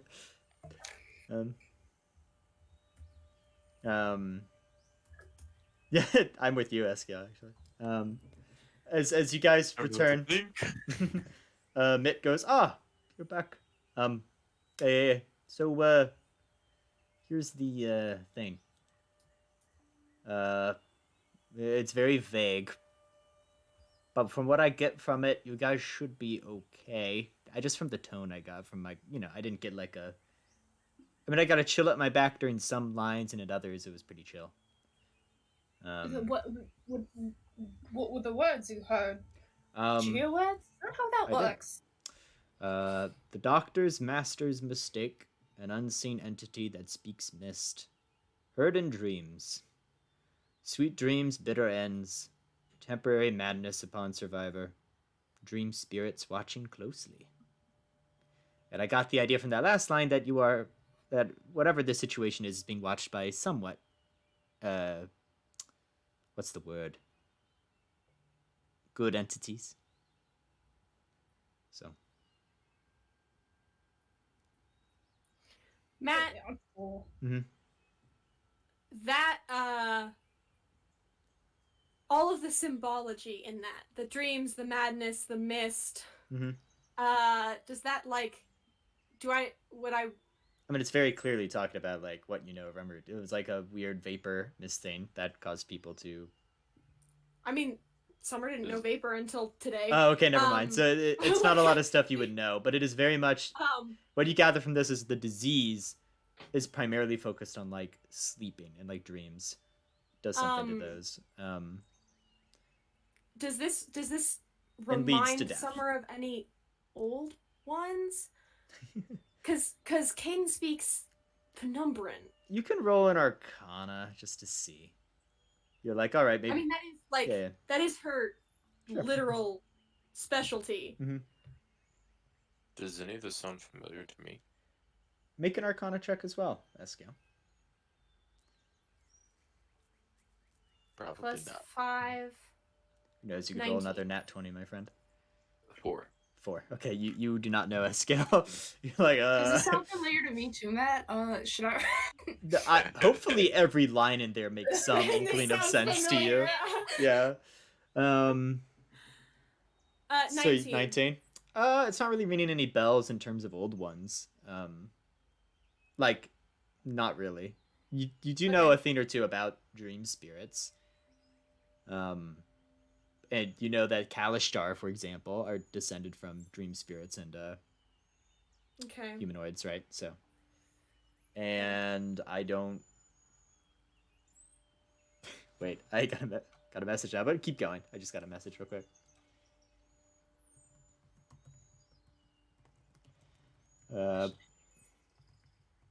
I am literally just sending a quick question to you, Tegan, via book talking. Is the doctor from the proverbial speech our doctor? Well, it mentions doctors, masters, and since, It doesn't know. the frog sort of goes, I was specifically in my, the gods are vague, but I trust that the season caller would have gone in more detail if that wasn't the case. I assume when the season caller said doctor, it is referring to yours. But I can't know that for sure, but that would be my interpretation.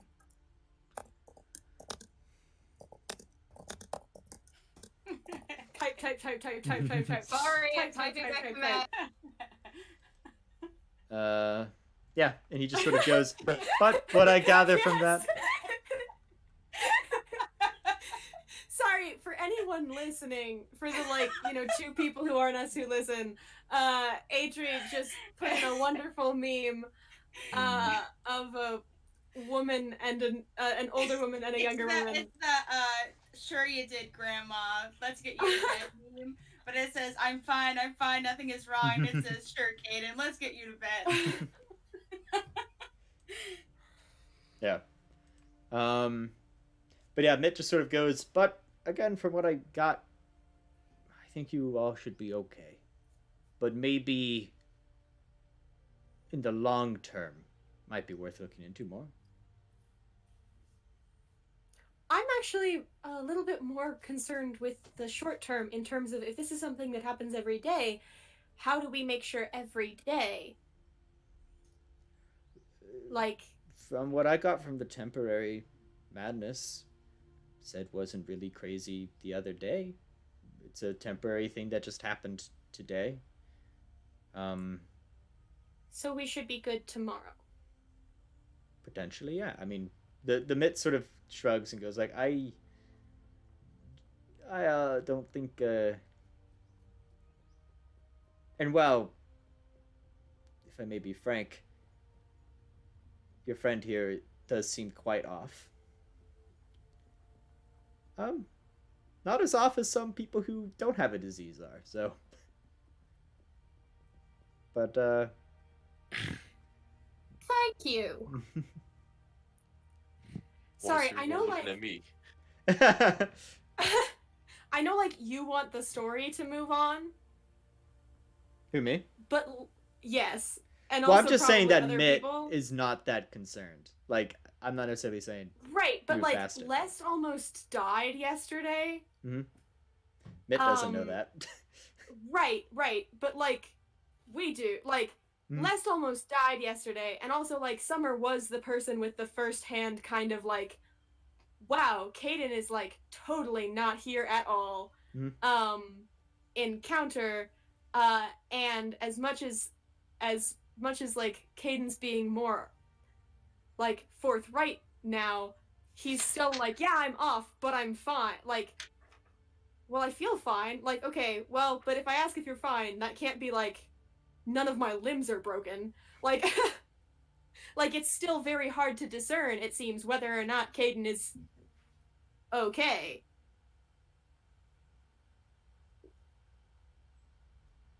Mm-hmm. Yeah, Mitt just sort of goes,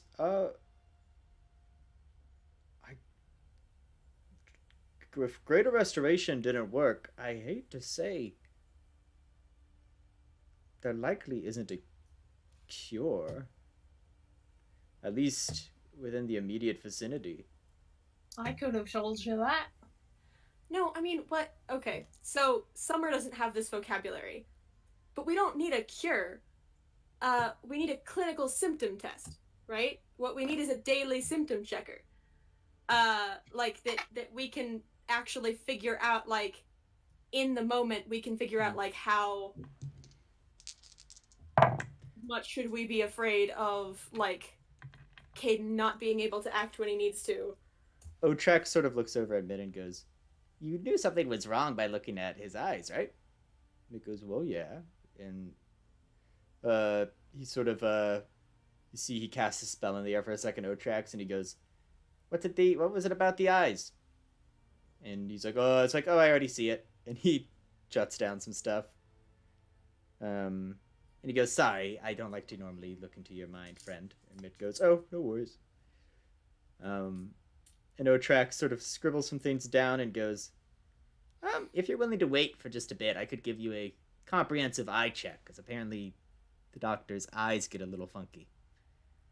Like, very minute details, but..."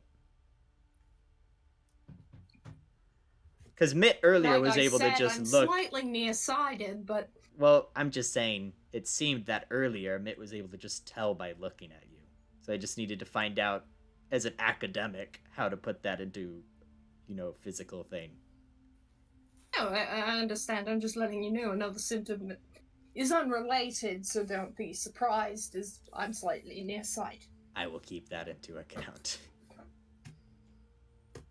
But, I will say I'm very interested in this as well. So, if you happen to ever, assuming you succeed in your quest, if you ever happen to, learn more about it, let us know. And he, Sure. continues scrawling a bit. I'm always a fan of peer research. Mm-hmm. Damn. And he's just scrawling. Yeah, go ahead. Is Mitt still there? Yeah, Mitt's still chilling. Leska goes up to Mitt and I think he's trying to like whisper, so he kind of whispers to Mitt. He goes, Mitt, do you think I could commission somebody to make me a necklace too? Oh. He kind of looks around a moment and goes, "Well, I can't get you a necklace, but I can get you a bracelet." And he takes his necklace off. Oh, you don't have to give me yours. No worries at all. I got some back in the old home. Okay. Thank you. He'll hold out his wrist. Yeah. So for you, it's a bracelet. For him, it would be a necklace. So fucking cute. Mm-hmm. And Otrax, after a while, just sort of sighs and goes, "All right. I've at least got a picture of what Caden's eyes will look like when he is off." And he hands it over to you, Summer. Other than that, just you seem to know him really well, Summer. What? I would just say, if he's talking about chess pieces weirdly again, that might be a good indicator. But yeah. the amount of concern... Fascinating game. When you really get down to it, it's very fascinating. It is. But... See that there? That is a normal level of Caden weirdness. Mm-hmm. That is an acceptable response. And, real quick... And he kind of looks over at you, Eskiel, for a second and goes, "After the quest is done, would you be willing to let me look at that thing on your hand?" More, Jim? Yes. Sure. He's gonna roll insight. Why? May I request to be present for it? He just paused for a moment and goes, Why? Well, we've talked about this before. I've already told you I'm interested in your well-being. Otrax just goes, "Well, it just seems magical in nature, and I'm a wizard, as are you. We could research it together." Can I roll Okay. insight? Got caught. Can I roll insight to see if our friend the squirrel also knows that Eskiel is not a wizard, but also is enjoying messing with Caden? Roll insight. No, you have to understand. Eskiel doesn't know what he is. Yeah, Eskiel He- is not he- messing. He just thinks he's a He wizard. thinks he's a wizard. So he's like, I should probably do wizard stuff. I got a flat. I got a Caden went, I don't think you're a wizard, and he went, I flat, think I'm a wizard. flat 10 insight. Cool. Josh is in there a little bit. Yeah. Well, no, here's the thing too. Like, earlier with the bit originated from when I think it was Otrax was like, well, do you have? Before that. Someone was like, well, do you have a book? And he was like, yeah. It's like, like all the pieces were there to be like, well, you're a wizard then. Yeah, I don't remember who that was, but it was like, check. Check. You're a I wizard. guess I'm a Before wizard. that. Yeah. But that was the solidifying moment. Mm-hmm. But no, Otrax seems to be telling the truth, genuinely. He's a genuine squirrel, you know? Not really pulling any boy. tricks or anything. Fuck me. Not clever. Yeah. Like, he does believe he, Eskiel say. Eskiel is a wizard? Yeah, that's what you get from a 10, yeah. And he goes, but yeah, just after you come back, if you'd be willing, we could look into it together, and it can be part of our sharing of spells when you come back. Excellent. Exciting. Me too. Mm-hmm. And, so pauses for a moment. I just rolled, sorry. Yeah. I just want to say that I just rolled privately an intelligence check for Summer to see if she would, if seeing that Otrax genuinely believes that Eskiel is a wizard, she wouldn't for a second think, wait, is Eskiel a wizard? And the good news is I got a 19, so I'm pretty sure she still knows that Eskiel is not a wizard. Otrax just sort of goes, again, I'd recommend the southern path. And if you make it to the top of Ram's Shack, you'll meet an old goat. This old goat is also a somewhat skilled individual, an artificer of sorts. Yeah, on top of Ram's check. Yes, top of the highest hill in the land. He is a bit odd. I've only ever met him once. It's really the only reason I know he's there. Mid goes, I've never met him. And Otrax kind of goes, well, if you do, you could potentially remove the curse he's under. He's under a curse? Yes, I'm ripping off something hardcore here, but I just love the idea. Otrax goes, he is cursed to seen everything he says. This is amazing. I love it. It's an odd thing. Sounds fantastic. No, I'm in curious. love with the idea, actually. I think He we also should get seems to there be as soon as cursed. possible. He's not able to, like, reveal, apparently, God damn it, Matt. who you put the fucker. curse on him. Like, you can ask him, and he just isn't able to sing about it. So, This lesson must be shared. But, This lesson must be be shared. sure and be prepared. Yeah, anyway. I'll stop. No, it's valid. And he's an artificer, so.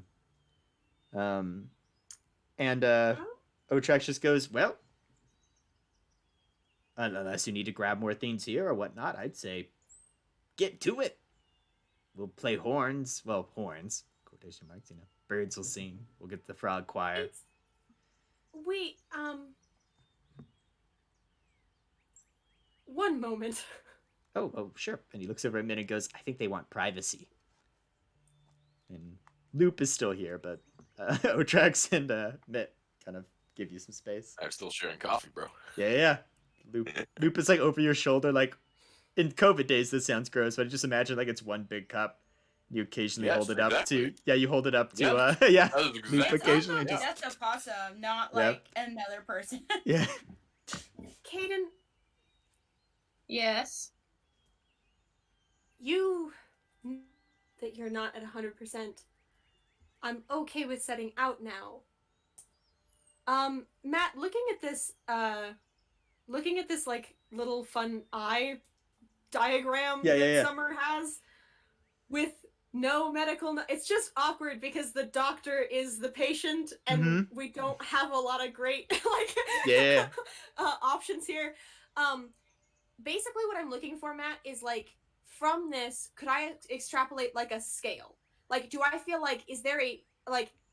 It seems like there is a variance in how not okay Caden is, and most of the not okay is fine. Like it's okay. Like he's functional, but a little bit of it isn't. Like, could I from this diagram get a sense of like how like on to what extent Caden is having trouble that day? I get what you're saying. Make a medicine check with advantage, because as you look at it, it is not just a picture of drawing of eyes.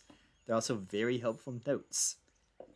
It is incredibly good that I had advantage, because the first one was a natural 1. Ooh. Nice. The second one was a 16. I have a +0. Cool. With the little side notes in the margins, you feel confident that given the time to look at Caden's eyes, you could figure out kind of on a scale how they're doing. Okay.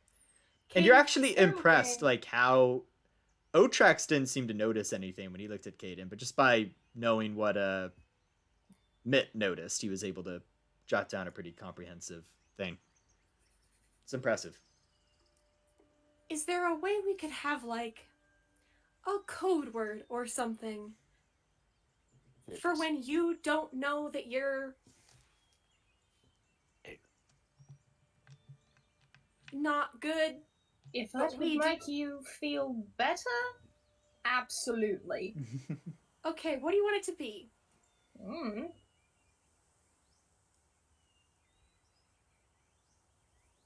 Let me think.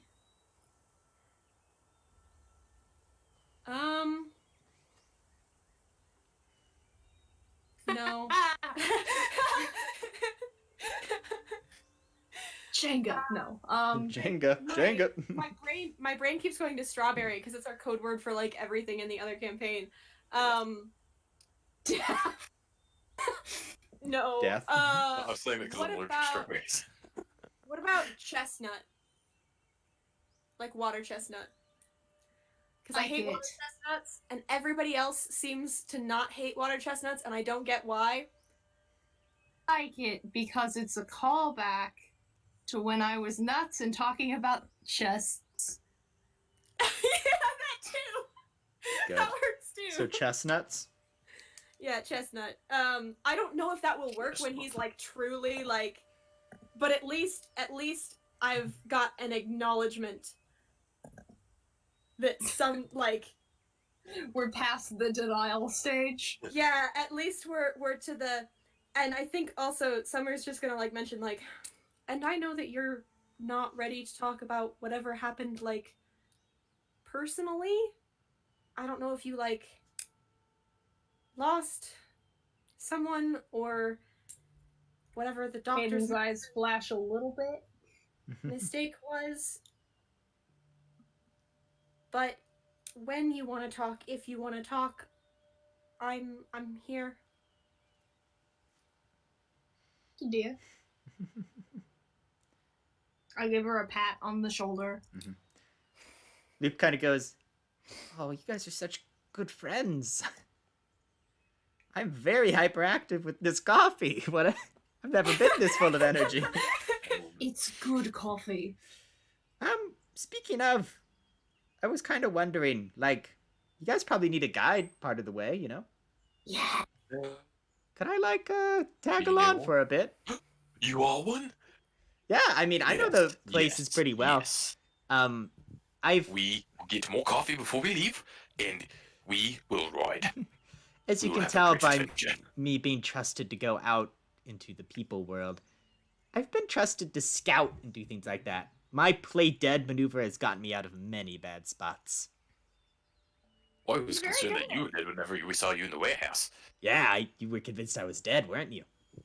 That I had just died. Yeah, no. But I was like, if so, I was going to try to bring him back. But yeah. Oh, well, I appreciate that. Would have worked. Yeah. But Loop seems happy. He's still wearing his little clothes. He's got like a fisherman's hat almost style thing, like a little soft fabric-y hat. A little vest. Did he give the bow tie back to Rupert? This is very important. He is still wearing the bow tie. He has. Caden probably has more than one in case one like gets damaged. He gave him an extra. Well, also because not like you need your casual bow tie, and you need your formal bow tie, and you need your spring bow tie, and you need your fall bow tie.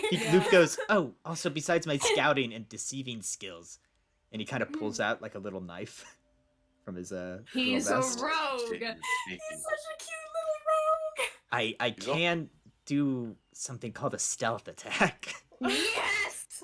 He is pretty calm for having a lot of caffeine. he's shaking the knife like slightly, like full of energy. There you go. It's a tiny. It's What do just you- a thumbtack. That's his dagger. Summer also has probably been like surreptitiously filling up her own like flask with the coffee from the tankard that she got for Caden. Well, this is part of the fun of it, is I can have animals have classes because they're sentient. It's fun. Yes.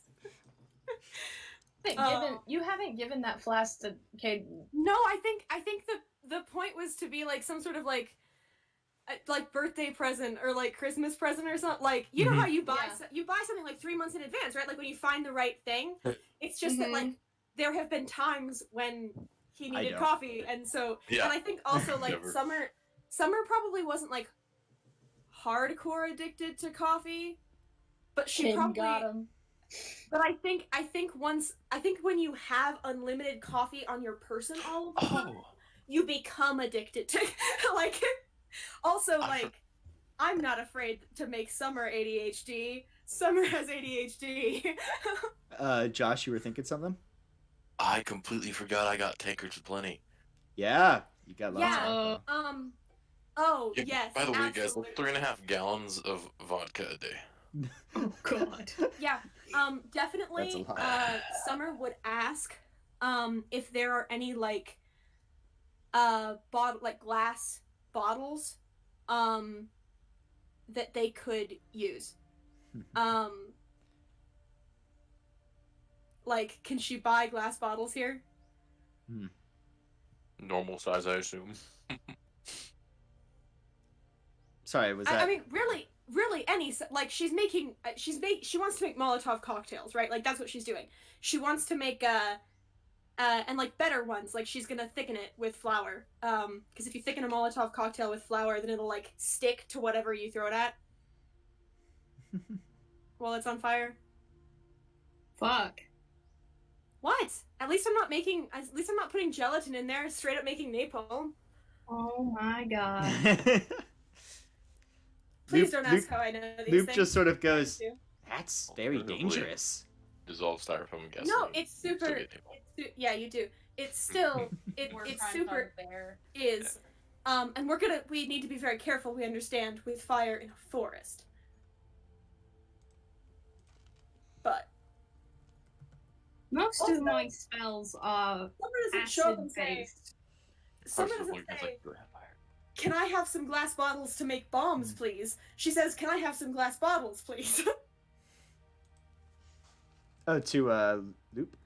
Yeah, like is there She a? wants to buy them. I want to buy that. Like, is there somewhere that they make glass bottles that I can buy glass bottles? Like,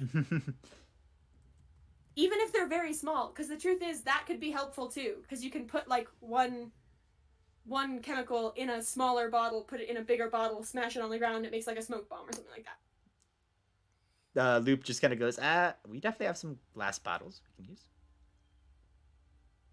I would like to buy some glass bottles, please. Oh, probably don't have to buy. I mean, you guys are heroes here. You're gonna save us from Borak. You guys are really hyping us up. Yeah, Basically, we haven't Matt, done you're it saying yet. we didn't and- ask for everything we can get for free before we save them. Because afterwards, they will no longer need us. Loop kind of, or you, I'm Eskil. not saying that in character. Yeah, No, yeah. I'm Not trying to saying that in this is Josh. character.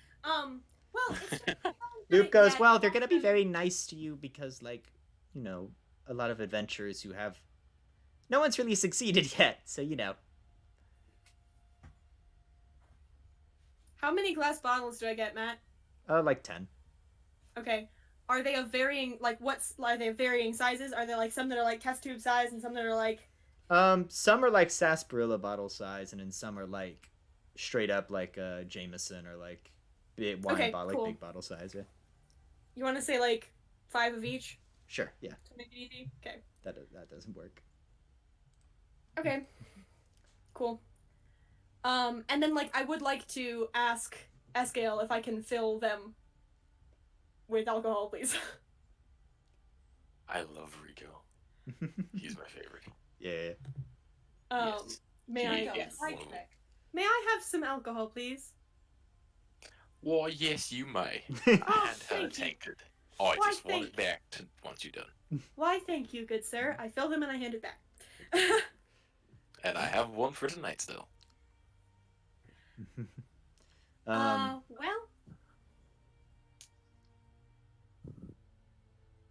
Stuff go boom. Let's go. Okay, Luke I mean, goes- I guess. Yep. West is where we go. Well, northwest is where we go. I'm already not being a good guide. I've already messed that up. Northwest is where we go. Is everybody ready? Yeah, sure. Yeah, I'm ready. Hold on, I have to pee real quick. Is that a Okay. literal thing or is that a Caden thing? Both. Well, we Yeah, could just no, take we a all- quick. Everyone in the game suddenly remembers that they've all drank like 5 cups of coffee today. How about this? It's 5:30. Let's take a quick little break, bathroom, and grab water and all that kind of biz. Duh. As you guys Which are is leaving, a closet? as you guys are leaving the metaphorical closet of Critterton. What? Otrax is actually like you hear frogs are you guys are getting a whole like musical thing as you leave. And Otrax sort of is close to where you guys are leaving out of the town, and Otrax kind of looks at Loop and goes, "Oh, you're going too?"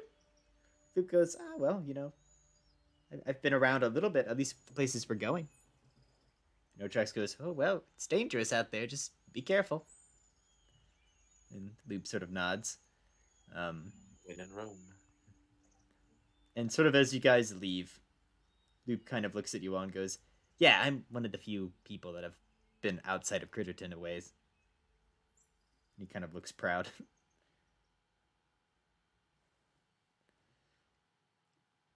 Don't you We're think glad that's... to have you What? on our team. Oh, Yeah. I mean, I've not traveled as much as Otrax has, but... So you traveled a lot. Yeah, well, I haven't been everywhere on this map, but Otrax has. Oh, Yeah. okay. Well, maybe we should ask if he wants to come too. I got 2 shoulders. I don't know Seems if... like Otrax probably has to stay and protect Yeah, the border. I think that's probably more what he'll be doing. Understandable. Mm-hmm. Let's get on our way. As we are leaving and the musical number is happening, Yeah. I just say the last. This makes me so insanely uncomfortable. Does this make you uncomfortable? The musical score as you guys are leaving Yes. of birds just a and whole frogs. band Yeah. Dale's taking it in stride, bro. Is there It's like, something this wrong is with the dope. musical score? Because I don't hear anything wrong with the musical score.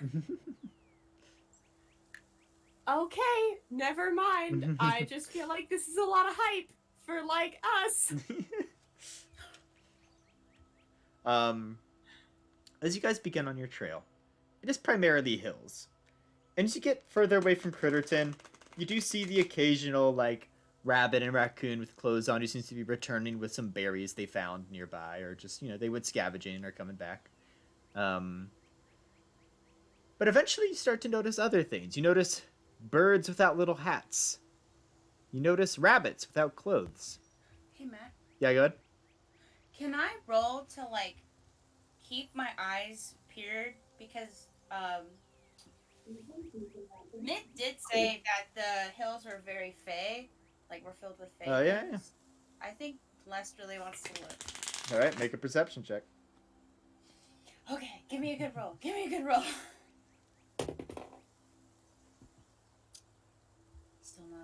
roll. Frustration.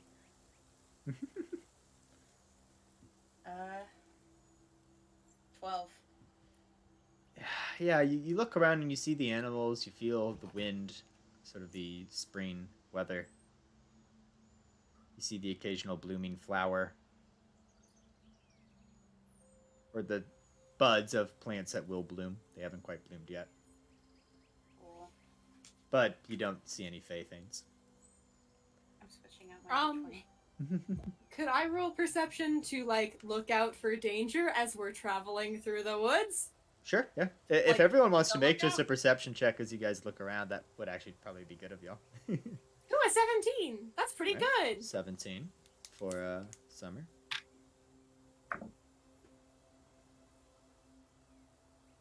So 17. Alright, 17. Uh, And last earlier was 12. 16. So we'll maintain the 12 and then 16. Alright, Escale and Summer. It's mostly just nature around you. You feel that when they told you this was the safe route, they were kind of being honest. This is a much safer route than many. And as you continue, they said it would take you about 2 days to get there because the longest part of the journey is through the big old hills. Whereas the northern route would have maybe just been quite a deals quicker, but far more dangerous. But as you're traveling, and you already kind of waited till about midday, a little after midday to leave, you begin to hear... You hear oh, people are coming, people are coming. And you, for a moment, Escale and Summer don't know where those voices are coming from. Like, you're able to barely hear them. And then you see little bees flying further down the path. And they're the ones saying, people are coming, and they're going. Looking at the map lest, you do know that you are approaching a settlement known as the Hive. I relay that to everybody, and Loop I goes, kind of like point, but I Yeah. can show the map. Loop goes, oh yes, the Hive. A lot of insects there. They're ruled by a queen. She's very nice. She usually gives honey to travelers. Oh. That's so nice. Yeah. Celeste is extremely excited. Yes, they're very. The bees at least are very busy, and so are the ants. Some of the other bugs are a little lazier, you know. But if you're not a big fan of the crawlies, it might not be a great place. But I just have to be careful not to, like, you know, I have to eat before I show up. Not that I lose my senses, but it is like being surrounded by things that I could technically eat. Though I usually stick Do to you a want- berry diet, so. Do you want some pastries? Oh, I'd love some. Okay, I give him 2. I'll have jerky. I just remembered. And as you travel on, honestly, the Hive is not all that far from Critterton. But the sun does begin to set as you're getting closer to the Hive.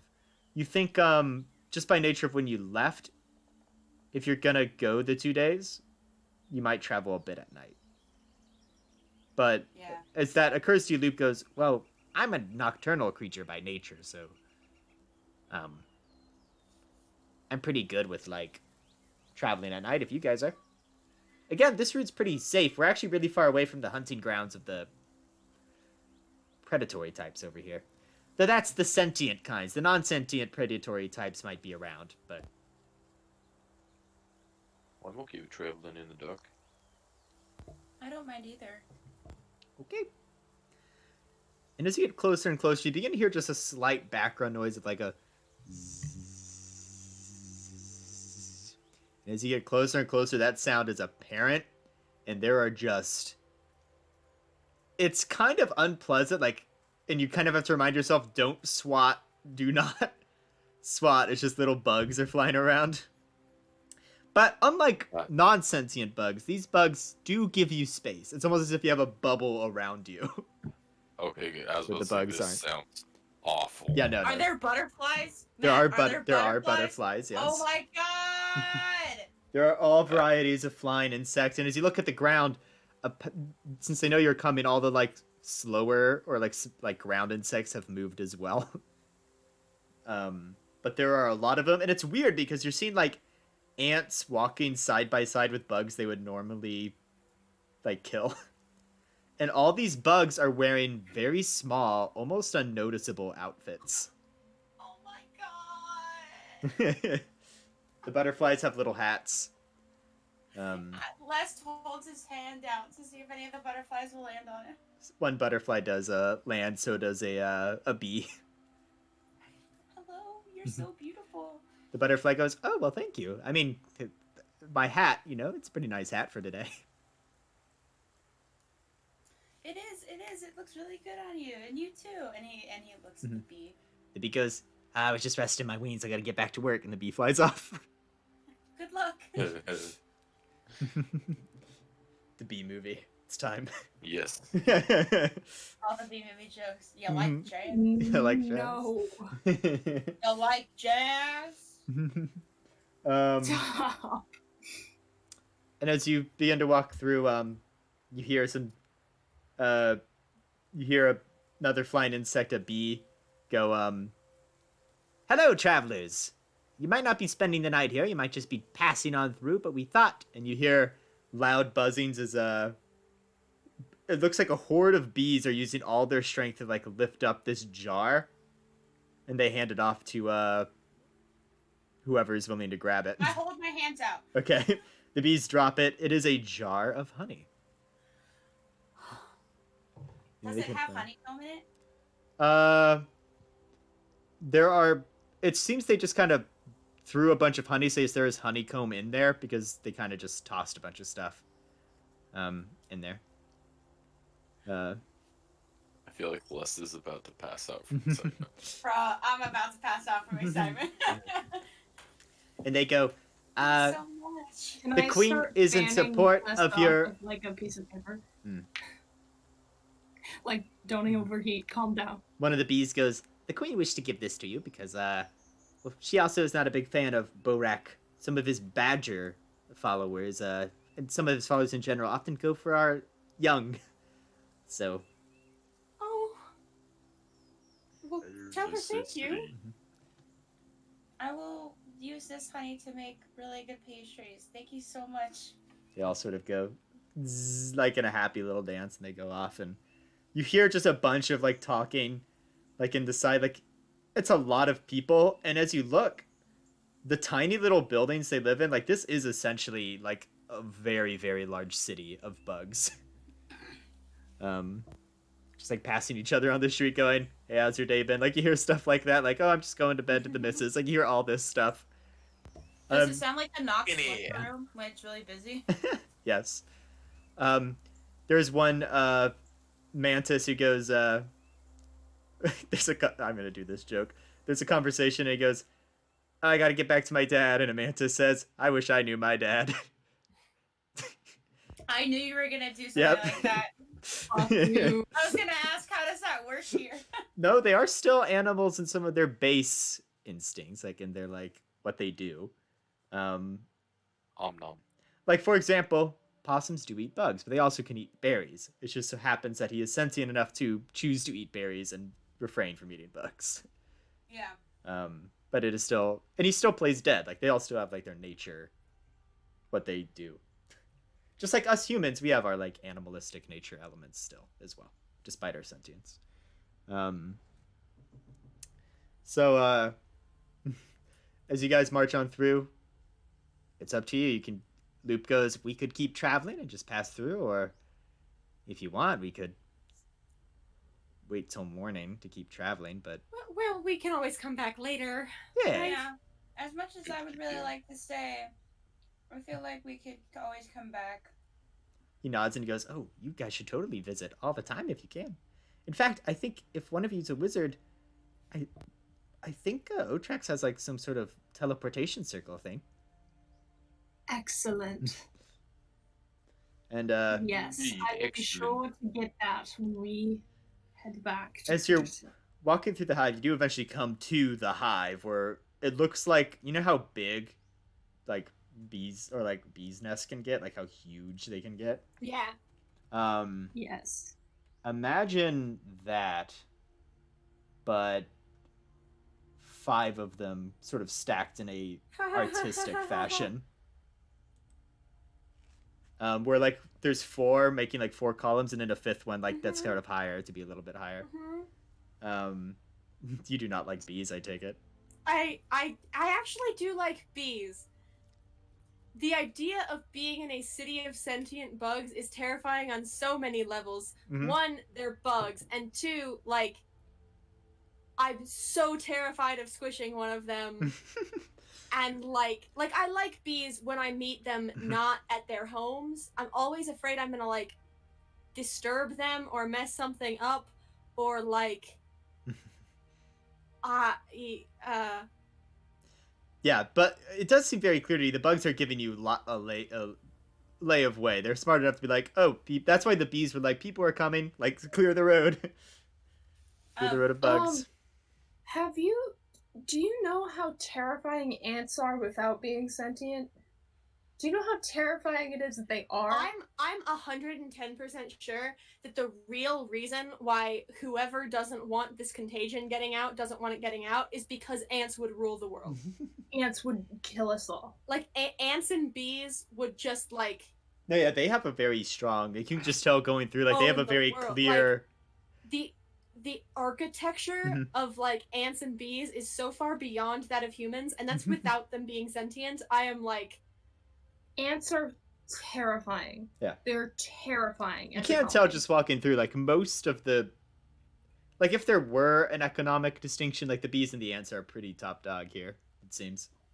Les is really light on his feet. He's not walking really rough. Yeah. Occasionally, butterflies, since they see you're friendly, will come to you, and other bugs will kind of just land on you for a short moment and then fly off. Les is having the time of his life. They all just land on us. Like, they realize that's probably the safest option is just to stay on top of us, and we're covered in, like... And as you pass the palace of the queen, you do see a statue that depicts bees and ants fighting.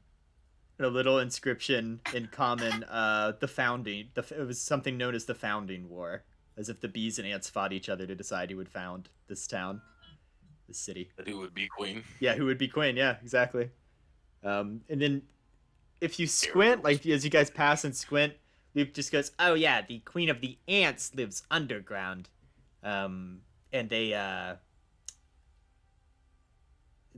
queen bee technically rules, but the queen ant also has a lot of political power in terms of the bugs that live underground primarily. They're girlfriends. if this got big, people would draw them to them. Oh, they would, actually. You are 100% right. The queens. I'm right. I know I'm right. I know the internet well enough to say that with my full confidence. with your chest. Say it with your chest. Yeah, like... They would. I know people would personify the bee and the queen bee and the queen ant and be like, they're girlfriends. Like, why are you saying people when what you mean is me, Trisha, ships it so hard? You know what? Me too. Yeah. And enemies to lovers-esque. Mm-hmm. Oh yeah, absolutely. Wait, hold on. Bees to lovers. I can hear the typing of fan fiction for ants and bees. Mm-hmm. You might say antagonists to lovers.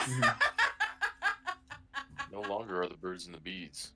It's the bees and the ants. It's the bees and the ants, exactly. No, you're 100% right. All right. As you guys move through Hive, and the buzzing slowly disappears as you kind of come out the other side. And now you see a divergence in the path, and you see one side points towards Mole Hill, and another points towards a place called Thread City. And he goes, "We're going towards Mole Hill." And take that path. Once again, just sort of clear hills. You really are only seeing... You're really only now seeing animals that are not sentient. They aren't wearing clothes. And you do see a fox at some point that just sort of skittishly avoids you guys. Real quick, Matt, just because I'm thinking of it, because I had to do a lot of research on some fireflies. do we see like ladybugs in Insect Town and fireflies? Because they're carnivorous. They eat other insects. I mean, so do I ants. would say, yeah, ants do too. I mean, ants can eat non-meat things, but which is sort of the distinction Yeah, there. But like, ladybugs are like viciously carnivorous, and You fireflies didn't- eat each other. you didn't notice spiders.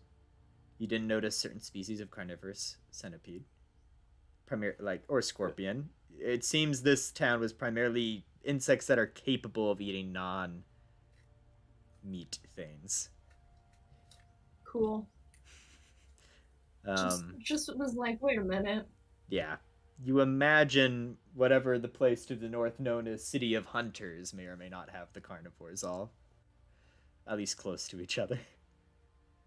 Which is also dangerous, but hey, what are you gonna do? Not go there. Yeah, not go to the City of Hunters. Pretty simple. Like a city just all wolves, bears. Yeah, although I mean, Well, bears are here's the thing. omnivorous, but yeah. I'd Like, be more okay with that than going to a city of carnivorous spiders and centipedes scorpions? scorpions. Yeah. Yeah, spiders would be freaky, but man, it gets in Red the, City is where parasitic spiders are, worms, yeah. I'm out. Oh yeah, I'm gone. parasitic. Yeah, and to answer the question earlier, yes, worms can also be sentient in this system. what about? Have we seen any evidence of like true aquatic life, like You mollusks, have not, actually. You haven't seen any like fish oysters, fish? oysters, Nobody's nope. mentioned it. It's not on the map. Sentient mollusks is Nope. hilarious. None of the things on the map indicates a society like that either. What about a sentient sponge? I hate you. Think about it. How many cells? Eventually, you do reach a point where you notice you are going up, even on the path, steeper hills that are you know how you're like a steep incline, it gets tiring to climb. You notice that starts to happen. Sorry, I wasn't making a SpongeBob joke. I just realized that I was not making a SpongeBob joke. I legitimately meant a sentient sponge. I feel like, like Who to lives roll in a doesn't pineapple matter under the if sea? you- Yeah. I feel like it doesn't matter if you intended to make a SpongeBob I- joke. Also, like, to be clear, I don't legitimately think didn't. Tegan's ever seen SpongeBob. I've never seen a full episode of SpongeBob. We've talked about this before. I've never seen a full episode of SpongeBob. Missing. It Not really. legitimately didn't come to my mind. My brain legitimately can't process that. Mhm. That I haven't seen a full episode of SpongeBob or a sentient sponge. The full episode of SpongeBob. Yeah. I feel I okay. had Here's a the weird thing. childhood. Everything we've met so far at least has some version of a centralized nervous system. Like I feel like a sponge and a like a starfish or like a mollusk or like an oyster wouldn't have that. I don't know if that would be a thing. Or if it Here's just the isn't. thing, though. Octopi are already sentient creatures, and they don't have a centralized nervous system. Anywho, You're welcome. the Sorry. hills start to get steeper, and you guys are getting tired again. Even those who had long rested somewhat recently. And the sun did rise as you were traveling, and so it's sunrise as you're in these like high hills. I mean, Oh, we should probably I camp. didn't know that. Yeah, you guys were traveling through the night, so you get your sleep schedule's all kinds of messed up right Yeah, now. I thought we were just going to I mean, travel it would- into the night, not through Yeah, the not night. through it. Yeah, through In it which seems case, like a lot. before Or- you get into the high hills, Loop would suggest to set up camp. Okay. Hey Matt. Yeah. If I look at the map and like I know where we are, how long do you think? Can I see how long it would take to get to Rams? If you Gotcha. stop here, like if you sleep now, wake up sometime in the late morning, you would be able to get to Ramshack before the sunset, and then likely to the Borax Cave. have a quick Okay. Pretty quickly after. Yeah, go ahead. So the sentience is contagious, right? Like Yes. for them. So for the city of hunters, for all the other critters they consume that aren't sentient, they then become sentient because it's contagious and still consume them. From what was described earlier, it is contagious, but it seems some are just immune to it. So, for example, So right? It happens sometimes. Yeah, it happens sometimes. There's some, for example, that's they've dark. mentioned that when they give birth, some of them are not sentient, and so they send them off to live a natural life instead of because it'd be weird to keep them as pets. You know what I mean? Like, it would just be a weird Right. But situation. do they raise them? Or do they throw babies into the woods? They do rear them, but Yeet. once they realize they aren't sentient, they release them into the wild, as it were. Okay. Yeah. You eat the meat. So in other words, the predatory animals who are living like this, who aren't like we are fighting, the ones that we are having a conflict with, like they would like take in wild animals, and the ones that do not become sentient, they would eat, and the ones that do, they would be like goodbye.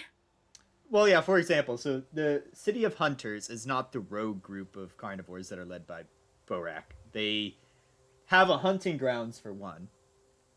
And two, the rule of thumb, which Loop mentioned, is that if they see a creature with clothes on, they do not eat.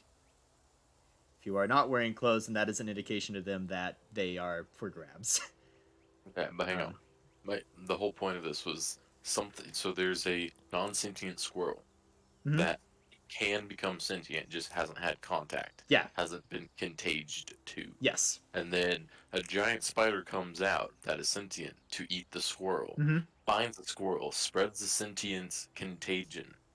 The squirrel is now sentient and immediately gets eaten by the giant spider. Theoretically, that could happen, yeah. There you okay. Yep. If a realized creature that- came from the Right, outside that's inside. disturbing. Yeah, Imagine gaining sentience only to be fucking eaten. Like, yeah. Exactly. And even worse, the thing that gave you sentience then eats you. Spiders are the gross example, because most other predators, it's like when you make contact with them, it's instant death, right? Like, for the most part, like they take you down. Because like for Well, whatever a giant- reasons, they're A giant programmed. snake eats you and you Yeah, slowly yeah. dissolve. Yeah, into that would be sentient rough. death inside of it. That would be rough. You are not wrong, but technically that could happen. Okay. Yeah, also like anything that kills by poison. Mhm. Other spiders, other snakes. scorpion. Yeah, scorpion or some Octopi, snakes. if Yeah. there's an aquatic. No, Wait, it's Oh messed my up. gosh. It could be a poisonous frog that is sentient, gets eaten by something that is not sentient. The thing that is not sentient then becomes sentient but is dying from the poison from the sentient poisonous frog it ate. What the fuck? Which This is is also dying from great. being digested. This is so dark. This is amazing. No, this is part of what I like to do in D&D. Is I like to take any concept and just go, no, this is the realistic, like this is the how it works. It's how it would work. That's what's gonna be fun about taking these fairy tale things and going, this is how it would actually work. It It's just really seems like funny that you Yeah. somebody is regulating this enough to tell them not to leave a certain area, but nobody's regulating it enough to like it would not be that hard to get volunteer sentient animals, okay? Mhm. To basically just expose a bunch of animals that are prey and wait however long this incubation period is. So 2 weeks or whatever, and see which ones become sentient and just make sure that the hunting grounds only have those animals in them, the ones that cannot become sentient, Yeah. right? From what? It just seems like someone should be doing that The predators, why would they care? From what you gather, because they're sentient. some iteration And they're of predators. the adventure lords were likely the ones who went, oh, this is a thing. And But then so did are this. so are we. So Mhm. are people. Yeah. And people can tell that. I mean, we just call them people. Like, we can tell the difference between sentient animals and non-sentient animals. Yeah. And we just don't eat the sentient ones. Also, it's not that, if this became a thing, right? Hold in on, the I'm real sorry, world. Trisha, but we super do eat sentient animals. In real I life, yeah. guess But that depends on your definition of sentient. Octopi are sentient creatures. There's also the fact that the hunting grounds is supposed to support this city of hunters, so that means that they're consistently farming the same land for Yeah. food. So they don't have as much of because they live within the hill giant territory that's protected and sectioned off for them. Mhm. So Right, they don't but, have anywhere near as much space or resources as humans do to pull food from. yeah. But what humans do, right, when we have an issue of a secluded community, is we import, right? They have enough connections to the outside community for there to be outside laws imposed on them. Right? Like whatever outside whatever outside force is imposing these laws is not like figuring out a way of like basically having like hunting grounds that are actually maintained the way that like we maintain hunting grounds. They created a space for them. They are not regulating them. That's the thing. Yeah, it's more like it sounds like they're like roped in or corralled, and then it's like, okay, figure it out. Yeah. And then like magical squirrels balance out. On another 800 note, pound I bears. desperately want to go to But Gallup. also, what? Yeah, I saw I that. said on another note, I desperately want to go to Gallup. What? Gallup is a settlement that has primarily horses. Northeast of Critterton. Oh, okay. But also, like in yeah. our universe, in order to try to figure out whether an animal is sentient, like it's very hard. It is very hard. Like we have to do like and it's the definitions are weird, right? So like for me, I usually count like the mirror test. So like some octopi are sentient, and like and like most elephants are sentient, and like some primates are sentient, but like most aren't. But then you get to like whales, and whales have no limbs to do the test with, and so like, but also like in this situation, the line is a lot less blurry. Like They're can talking. talk. Yeah. Yeah, like you say like, "Hello, are you alive?" And they say yes, and you go, "Wow, you're alive." Yeah, you're alive. Whoa. Oh my gosh! Wow. And they wear clothes. But also like, I mean, even in the case of like a wild animal that became sentient while it was like in your hunting grounds or whatever, you could just like right before you hunt it say like, "Hey, are you alive?" That is true. Yeah.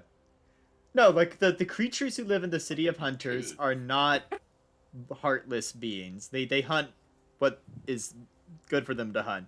But you make a good point with the spiders and the snakes. Bit of an awkward, gross, potentially horrific situation.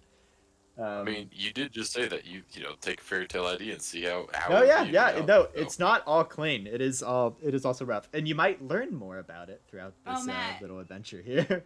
Yeah. I was gonna say it's ironic that you chose fairy tales because I'm in a fairy tales class. Oh, good. It's not going to be like a huge thing, but I know a big part of this campaign is going to be me giving quests and things that are slight subversions of, you know what I mean? Like what you'll see on like the quest charts and stuff will be sort of subversions of fairy tale stuff. Because I think it'll be fun. But nonetheless, you guys are setting up camp. Can I have all of you make a survival check just setting up camp?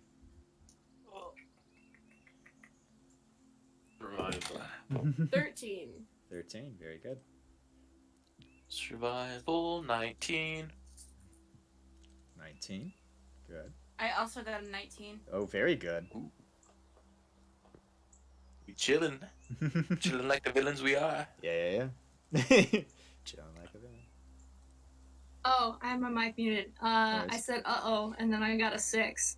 Oh, okay. Most of you help set up the camp pretty well. Caden, like, Caden's that bitch. Caden's like me at a campsite. He holds down like one of the tent things, you know? Maybe I'm not, you know what I mean? But like isn't really like setting up. You're that bitch. No, I just listen, when you're friends with like Andrew, Josh, and Will, who's an Eagle Scout, you kind of let them do their thing. Like you kind of let like.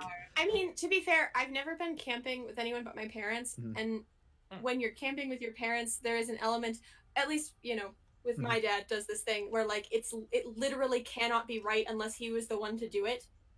So you learn pretty quickly to just look busy for a while until your dad has done everything, so you don't have to deal with like him telling everyone how wrong they are. Yeah. Oh no. I go on this like annual camping trip with a bunch of dudes from Kentucky, like older guys too. That it's sounds great really it's nice. just like unless you're dying or like need help, you're doing great. Just float along the river, bring some good food. We're gonna have a good time. Yeah. That sounds fantastic. I went on 2 camping trips with a bunch of private school kids who have never gone camping in their life, and I was one of the only people, like, out of everyone there, 3 people knew what they were doing. and I had to Sounds listen like they to would complain a lot. girls complain about, I would hate there's no bathrooms at one of the meetings. One of the guys literally asked the question. We were doing a canoe camping trip, Yeah. and this guy asked the question, so where are we gonna shower? And we went, you're not. And he went, but how am I supposed to moisturize? This kid brought cocoa butter on the trip and pulled it out. And then I proceeded to make masturbation jokes with the dean of my school.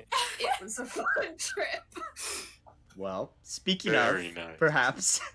Way to be. Way to be. It was very good. I You all loved set the up camp dean. pretty well, except Caden's not pulling quite his leg lift. And as you guys set up, Loop goes, "We should probably set up watch." I've just been on someone's shoulder this I whole got time, it. so that works.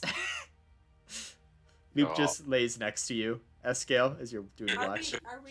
Are we setting up a watch? Do we need a rotation? I don't know if Escale sleeps, but I think he needs to rest. So Wait, we should. what? Wait, sorry. Back up. He didn't sleep at all last What was night. that? Eskel, you didn't sleep at all last night? Well, it was this morning. But no. Oh, right. Caden almost fell asleep, though. Okay, well, shouldn't you probably sleep through the night then? And you can each take a turn? At the very least, you do make a good point. You cannot technically perception check throughout the night. You just don't need to rest. So, you'll still We need to have should watch. probably set up watches. Yeah, you'll still want watch, technically. Technically. Oh.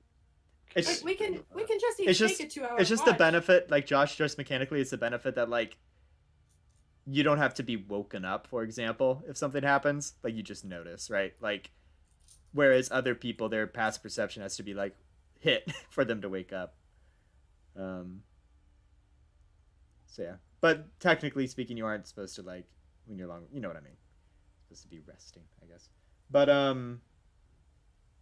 Escale takes first watch. Well, what? It's like 1, 2, 3, 4. You usually want like 4 watches, we'll say.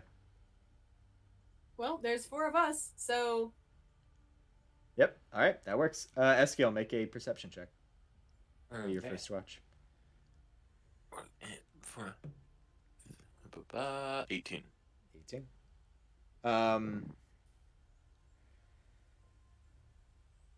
You look around. The occasional fox comes around. You think you hear coyote yells in the distance, but nothing comes at you guys. It's relatively quiet time. I'll take second Okay. watch. And yeah, it's just a peaceful night. So now Summer, it is your turn. Go ahead and roll perception. As Escale kind of just lays next to Awake. Loop, awake, but just vibing. 13. 13. Nothing seems to catch you by the weirdness. You hear the occasional rustling of like grass nearby, but like nothing out of the ordinary or weird. Who's taking third watch? I will. All right, roll a perception. Okay. Can I also look out for face stuff? Because maybe I Yes, think- if you roll high enough, I will keep that in mind. Yeah. Okay. Nat 20. Nat 20. Fuck yeah. Very good. Okay. Give me a second. If we're gonna do face stuff, I need to not. I used my fairy dice too. They're like pink, purple, dark blue, and light blue. Ooh. Very good. Sorry, my encounter sheet is coming up.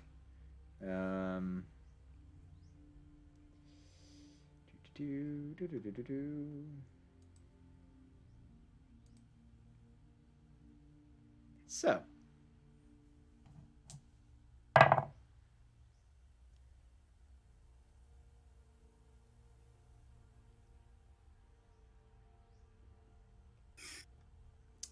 there's a moment where it's mostly hillside here with like the occasional tree, right? Like sparse trees.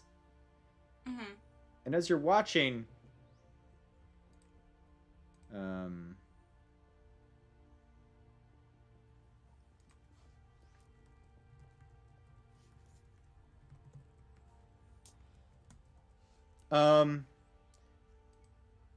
you kind of are giving watch, and you're kind of keeping an eye for face stuff, and you notice as you kind of look around and you look back, the tree's a little closer. And you look around a bit more, look back, the tree's even closer. I think there's a moment of what the fuck? Like, you know, when you freeze and you look, and then you look away, and then you look, like, Yeah.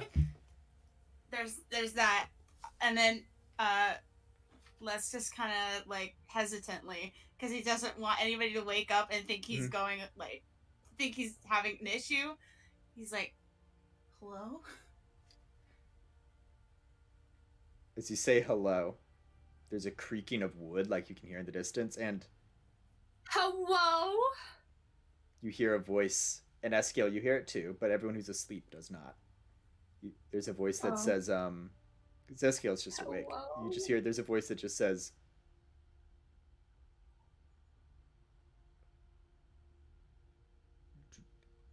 I am wishing to protect you as you rest. Is it a tree? Oh. Yes, it's a tree. Can I try to attempt to see if it is telling the truth? Eskiel, roll insight.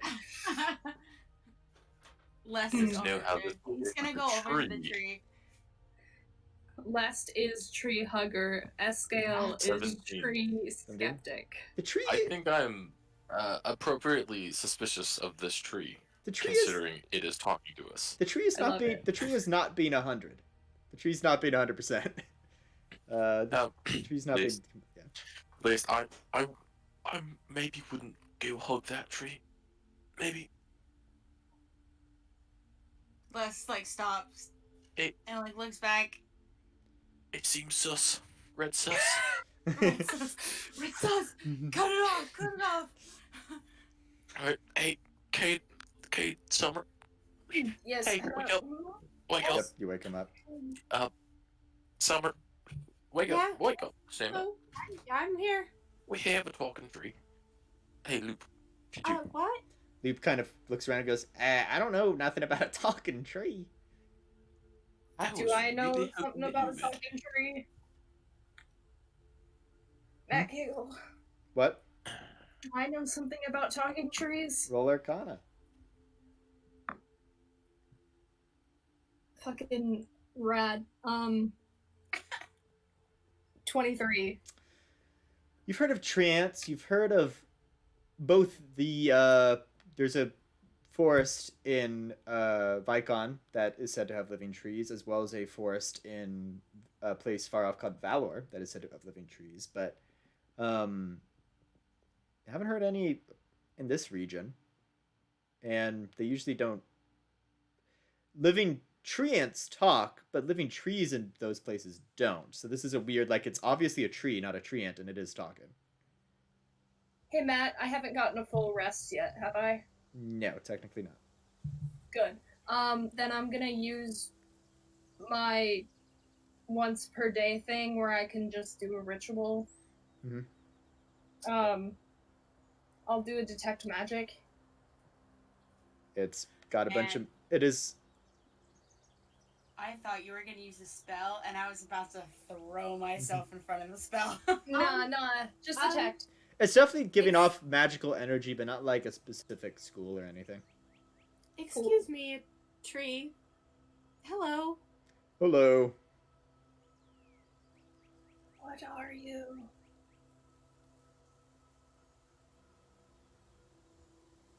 I am the root runner. Oh. Well, hello. May I ask what that is? Well, that's my title. Yes. I spend my time in trees. In trees. Yes. Do you want a tree? Well, no. I see. Well, hello. I'm Summer. I'm Lest. Hello, Lest. Hi, nice to meet you. My name, in actuality, is Dobbin. Dobbin. Yep, Dabin. Okay, I was gonna ask if there's two B's or one B. Colby. I am what Are I you a believe. free elf? I believe I am what your kind call an archfey, but I'm not actually fuck. here. The trees must okay, do- great. Do we know what that is? Does my 23... Anybody with an academic background would know what an archfey is. Oh, No, I do not know what an archfey is. Aiden's Not eyes necessarily, no. widen and look at Summer and go, Summer definitely like sits up straighter and like taps Les like on the arm, No, like just You're like too late. Lest has already been scooting closer to the tree. Summer to grab Les. yeah, Summer stands up and like just grabs Les' shoulder, not quite like protectively putting Les behind her, but like close. May, wonderful Okay. to meet you. May I ask what your intentions are for us? The tree sort of begins to move right in front of your eyes, and you hear, I am the root runner. I am the roots that come through the floors of houses. I am the roots that trip you when you're running. Uh-huh. Yeah. I'm the roots that make it uncomfortable when you're sleeping. Uh-huh. Yeah? I was gonna make you guys have a bad rest.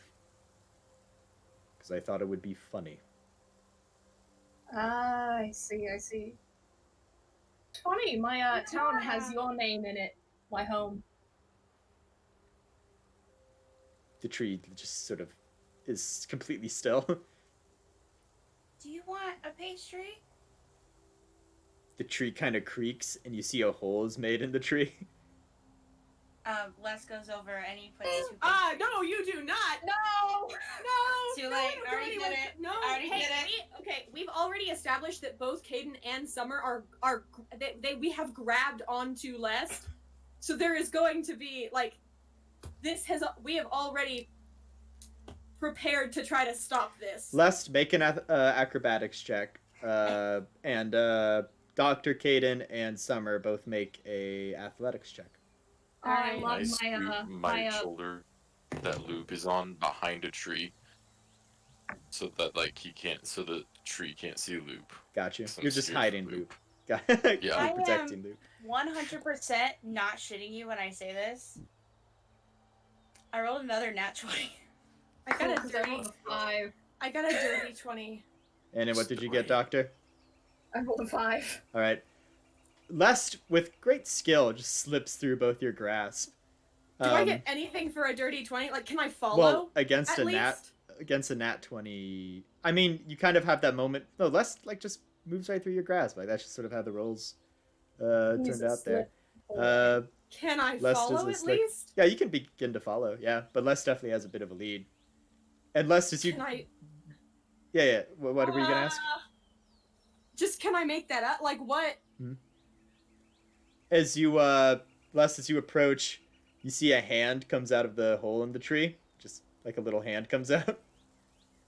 I just dropped 2 pastries. The hand goes back into tree, and you hear like, and Summer, you catch up. I am the one slur. I can't speak for the trees. I'm just gonna scoot the rest of the way behind the tree and poke my head out. And you hear wood creaking for a moment, and then you hear coming out of the hole, the voice goes, "These were good." Thank you. Okay, last. Maybe we let the cool. I will not ruin your night's rest. Thank you very much. It's just greatly appreciated. Just know, anytime you trip on a root, or find yourself during sleep at camp with a crick in the back, it's because of me. Good.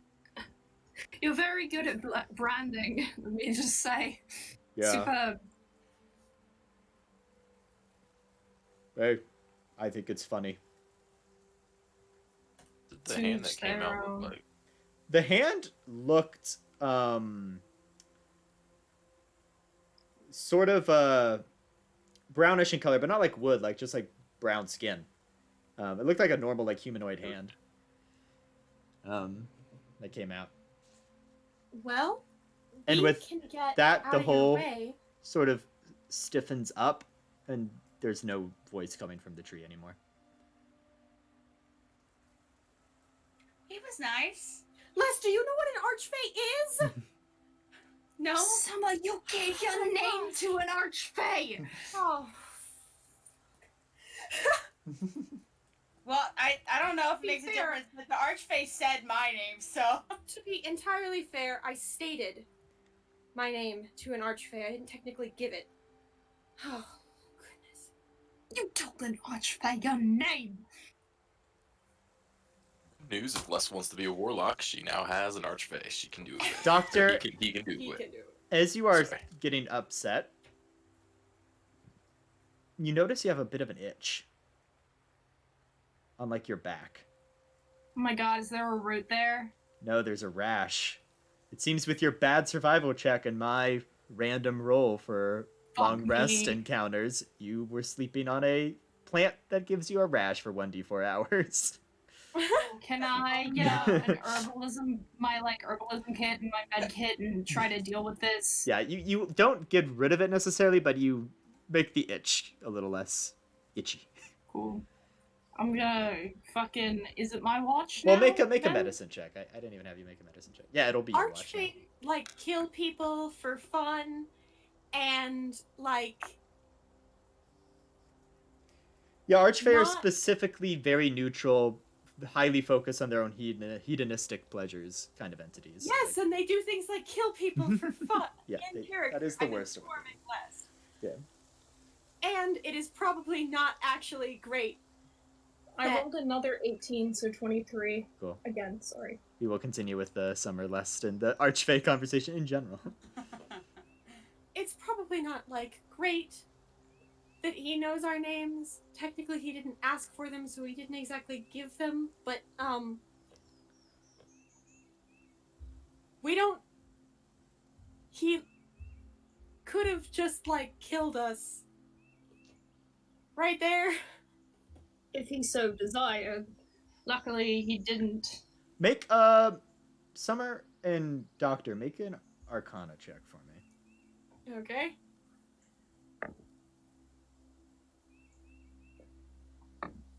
That's pretty good. 22. And in I Doctor, also got a 22. okay, you both get this That's then. wild. Archfey in the material world, because they actually try to avoid like the gods' attention or much attention at all, they don't directly kill in the material plane. Like, for example, the root runner might like in tripping someone cause them to break their neck, right? But like not directly, like, you know. You wouldn't have an Yeah, archfey but show up and be like, I'm fighting you now, right? Like, that wouldn't happen. But they might, But, like, try to lure you into the Feywild. Yes, there are creatures like Or, Will-O-Wisp, for example, that are actually just beings that will lead you to danger, things like that. But, yeah, like, that is a good example. But they will not directly try to harm you. Yeah, Or but not we also directly. don't want, like, to accidentally offend, like, the spirit of all roots everywhere. Now, to be fair, if you were... It's very similar to demon princes in a lot of ways. Like, demon princes can't, like, just show up. Something has to happen for them to be able to be in the material plane. Archfey are bound to the Feywild. They're just able to interact outside of it with their strong power. So, yeah. So, as Summer is telling Les this, honestly don't think Les is paying a lot of attention. He's very excited that he got to see something. Mm-hmm. Okay, it's just that if something actually approaches you, hello, and says, I am an archfey, you maybe give it a berth. Like a wide berth. away and you don't tell it anything. Well, it worked out in the end. I mean, he didn't. Well, I mean, Your kindness was wonderful, Lest, and I think that contributed. Just be wary of creatures such as Archfey. They've been known to be very conniving. yeah, basically what. Yeah. Well, he liked my pastries though. Everyone likes your pastries. And I think they'd be crazy not to. And Well, I mean, can I roll to like make a check? Because I feel like Lest has tried to read up about things, but has never like. I Just feel like a he's general read, on like, Fae? yeah, like a fairy tale or something. Like after 14, when you do all that stuff, you're like, oh, maybe I should try and read up a little bit about this. Meg, you can make an Arcana check. Yeah, go for it. It's not the best, but 12. Yeah, as you're hearing them talk about it, you hear stories of like, children would say like, be weary when following fairies in the forest. Sometimes they'll lead you to fun, other times So to danger. would I have like generally known that if like I gave something back because they were being like giving me a favor and I gave something back, that we are now on equal terms? They're fickle. It's kind of hard to know. Archfey are very kind of fickle in a lot of ways. That's a good way to describe them. They're Okay. They're like, you've watched Critical Role season 2, right? Like, Yes. yeah, you know what I'm talking about then. Like, Fey creatures are, and that's not to say mine is purely based on that. I also like to kind of do a god thing with them, in the sense that I kind of like giving Archfey like things they do, or like little roles, as opposed to they're just an entity. But yeah, you don't know Dobbin's intricacies. You don't know much about Dobbin. Other than what he told you, which is he is the root runner, apparently. He's the guy who trips people on routes, who makes people God. Yep. Not sleep very well sometimes, and makes roots grow into people's houses, like, he's part of that. But also, based on that description, you could guess, I mean, those are all mild inconveniences, Yeah. minus tripping to potential doom, I suppose. But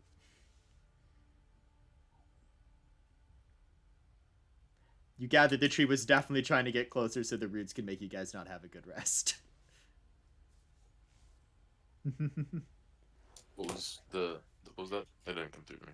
Oh, he was clearly getting closer to try to make you guys Closer not to- He was sleep well. getting closer. Yeah, you keep cutting out. Oh, closer to your camp. As to make roots make you have a hurt back in the morning. And I gave those Well, I pauses already on have that. purpose. Yeah. Okay. Just to make sure the Okay. mic picked everything up, I did pauses. Well, I can take the last watch. All right. I think, I haven't gone yet. yeah, it's Caden's actually the last watch, actually. I mean, Lest really wants to though. If But you're then gonna you're get not a gonna lot, get a you're not long gonna get a rest. long rest, my friend. Les, I think Yes, you should yes, head it to is. bed. It's fine. There'll I be can stay up. more in the morning. Oh, also, it's worth noting, for future reference, and I guess now Eskiel can do watch all night.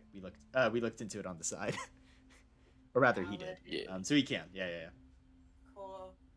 Just for Okay, future yeah, reference. Lest will give in and sleep for the night. Cool. So Eskiel and Doctor turn. do a watch, but I think it works because, like, in everyone's mind, like even Eskiel, he's like, I don't know if I can stay up and watch the I'm whole time. super Yeah. bored the whole time. Yeah, but yeah. It's not like I'm gonna sleep. Yeah, So exactly. I might as well try to do something. Yeah. And company is nice. So Eskiel and Doctor both make perception checks for me for this last bit. Both of you make perception checks for me.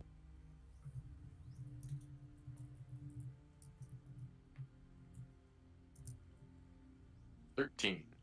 13. I think I also got a 13 check. Yes. As the sun begins to rise, the tree doesn't move.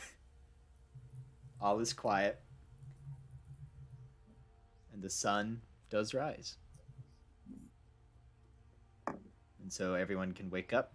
Loop sort of I'm doing stretches. my dream check. Yeah. Right, cool. Summer, do you do the eye check? Probably. Yeah. Yeah. Doctor, how you looking? How are you? I feel much better than I did yesterday. And do the eyes show that? Yes. Cool. So the eyes do show that then. Doing much Okay. better. Yeah. Cool. I'm glad. All right. Loop kind of goes, well, now that your sleep schedules are back to normal and mine are totally not, we can, How much continue sleep on do you on. need each night? I don't always think about it. Well, if you're nocturnal, right? Yeah. Don't you normally sleep during the day? Yes, I do. So we just further messed up your sleep schedule. Yeah, I'm a little fixed all over us. the place. Yeah, it's fine. Okay. I'll live. He goes, well, we continue down this road, we'll actually get to Molehill pretty quickly. My original thought was maybe spending the night at Molehill, but I think this worked out much better. Or rather, sleeping in the morning at Molehill, but I think this worked better. You guys are at a normal schedule. All right, this way. Yes. And he kind of points with his tail on Eskiel's shoulder. Where to go. And as you guys march forward. What? My mic was unmuting. Oh, sorry. Trying to say something. Before they leave, can as they're walking out of the little campsite area, can Les find like a rock or like a nice fallen leaf, Sure. and leave it like at the base of the tree? Oh, yeah. So you grab a nice little leaf and leave it at the base of the tree? Yeah. All right. It has been done. And, noted. As you begin to now hit these hills that are very steep and, sort of exhausting to go up and down, you're happy you got some rest in there. Got a long rest in there because these are rough hills to climb. Eventually, you hear the sound of clang, clang. The sound of wheels on metal, like carts being moved. Weird. As you reach the peak of a hill, you hear Loop go, all right, prepare to feast your eyes on Molehill.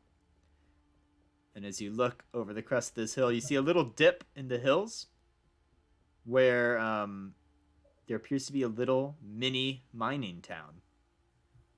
And there are moles and even rabbits and other creatures that dig. You think you even see the occasional terrier, like dog. But only occasionally. Because it'd be kind of hard to feed themselves because they are primarily carnivores. And they're surrounded by creatures they would normally eat. Just dachshunds. Yeah. You gather these are terriers that subsist off whatever non-sentient creatures they find underground. Like deep underground. And even looking at their mining system, I'd even give you guys just clearly the one or two dachshunds they have going first. And then the miners follow.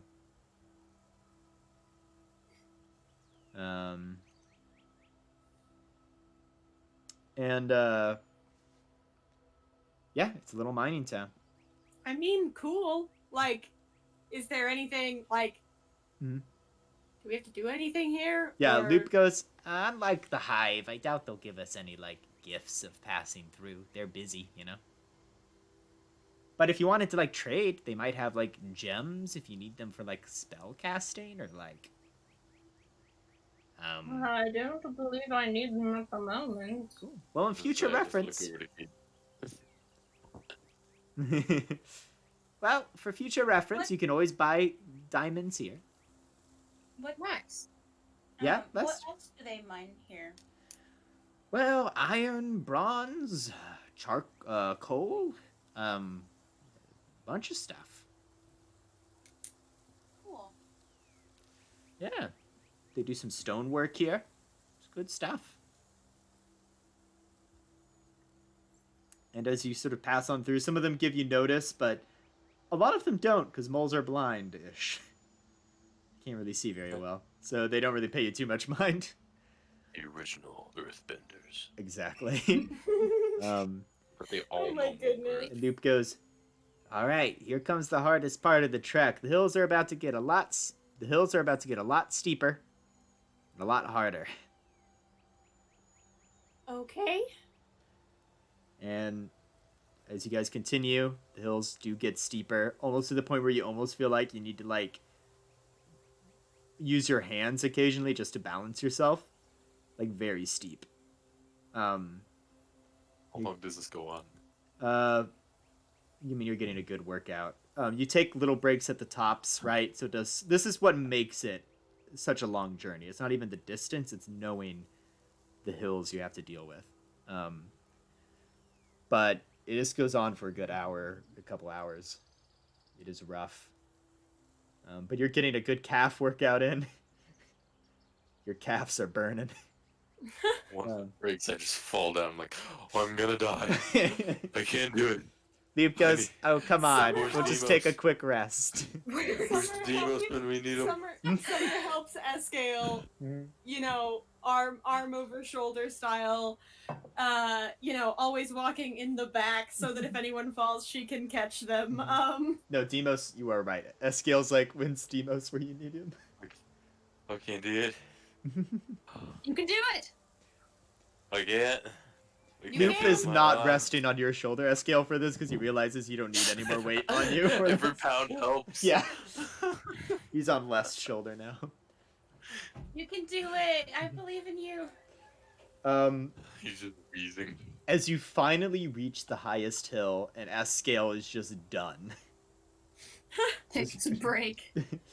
You see, as you were going through the hills, you would see the occasional shack, with just like a goat there, sitting on the porch, occasionally going out to graze. This is not like a settlement as much as the occasional country house of just like a goat or a sheep, just some hill animal. Okay. And each little hill has a shack or two on top, like a little house. And as you reach the highest point, you hear a little humming. Hello? And you see this goat with what looks to be like metallic horns, like a ram, metallic horns. Hell yeah. 37 years ago, which doesn't And put a he's curse got on me. he's got like what looks like a back brace because he's so old. And he's just a goat, and he's just like laying on his porch, and you hear him just be like, "Oh, some travelers coming to my home. Hello. Hello, what brings you to my home?" I actually came just to make you say as many words as possible for as long as possible. "Well, I don't mind at all. I'm a goat with the soul."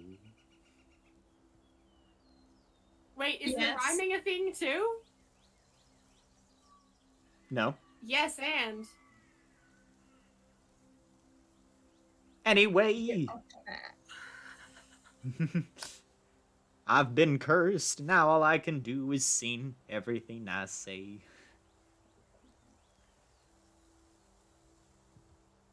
I'm just gonna say Escale's still wheezing, so Yeah. I can type this. Yeah. He goes.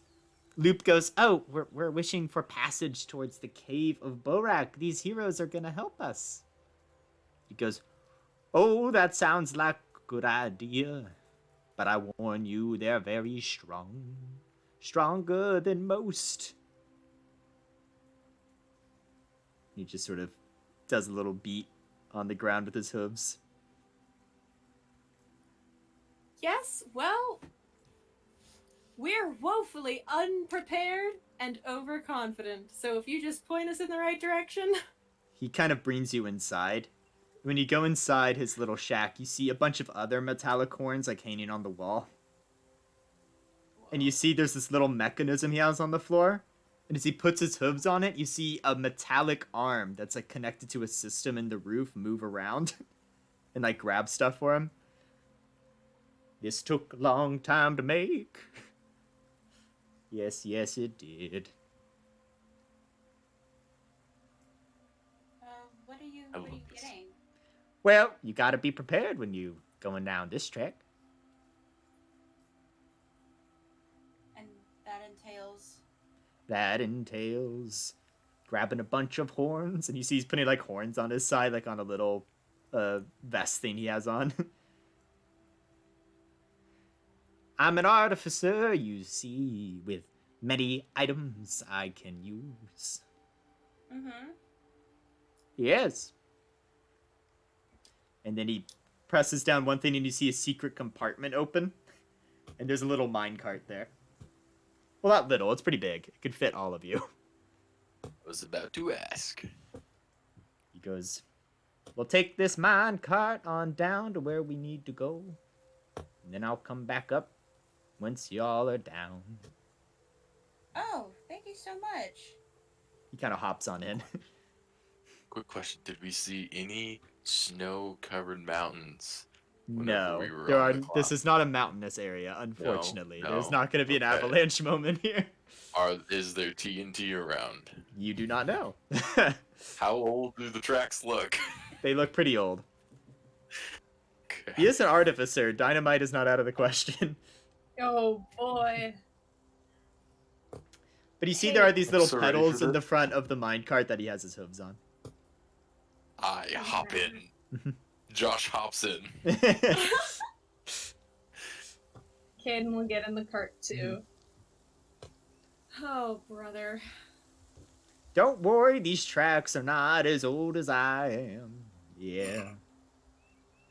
Are they older? They're younger. Oh, good. Okay, yeah, I mean, I get, yeah, I mean, Okay, that okay. seems to be the thing to do. I get it. We're like this far in. We know nothing about where we're going or what we'll be facing, but sure, yes, let's do it. We know it's a bear. And a lot of his friends. Ooh. As he presses the pedals and the cart begins to go relatively slowly, he's like, but building up pace, he goes, where you're going is filled with danger. There's a really big bear named Borak. But more than that, there's something I can't tell, the one who put a curse on me.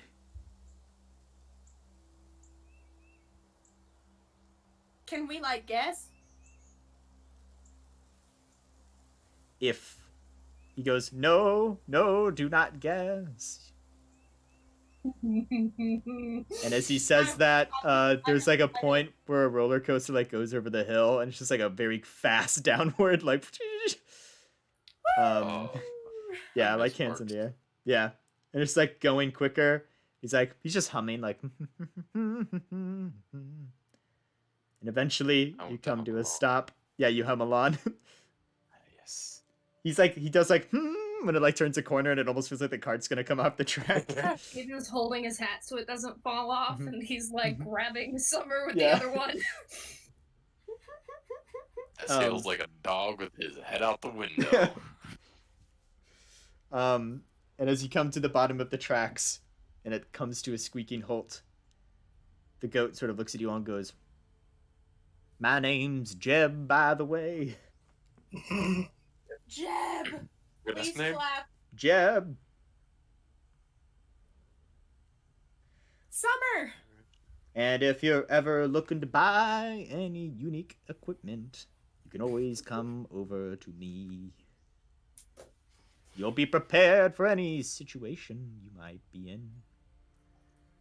Speaking of, he sort of does a little rhythm on the ground, and you see the little weird vest he has on. One of the hooks holding the horns like elevates a little bit and goes, take it. I'll take it. Yep, you grab this like set of ram's horns that are made of metal. When you're in danger, twist and twist the horns, and it may come in handy. What does it do? That's to find out. What? It's a I mean, does it surprise. explode? Because if it like explodes, we need It to know does that. not explode. Okay. He says it does not explode. In singing voice. And he goes, "Get out of my cart." Get out. I mean, sure. Luke goes, like, where are we "Thank getting you." at? Like, are we just in a cave? Yeah, Like, you are in like what is this? you are in like at the tail end of this. There's like a cave, and he goes, "If you go that way for a bit, you'll come out, and then from there, Loop should show you the way." Loop goes, probably, yeah." He goes, "The cave's nearby. Be careful. Okay. Stealth I would be advised."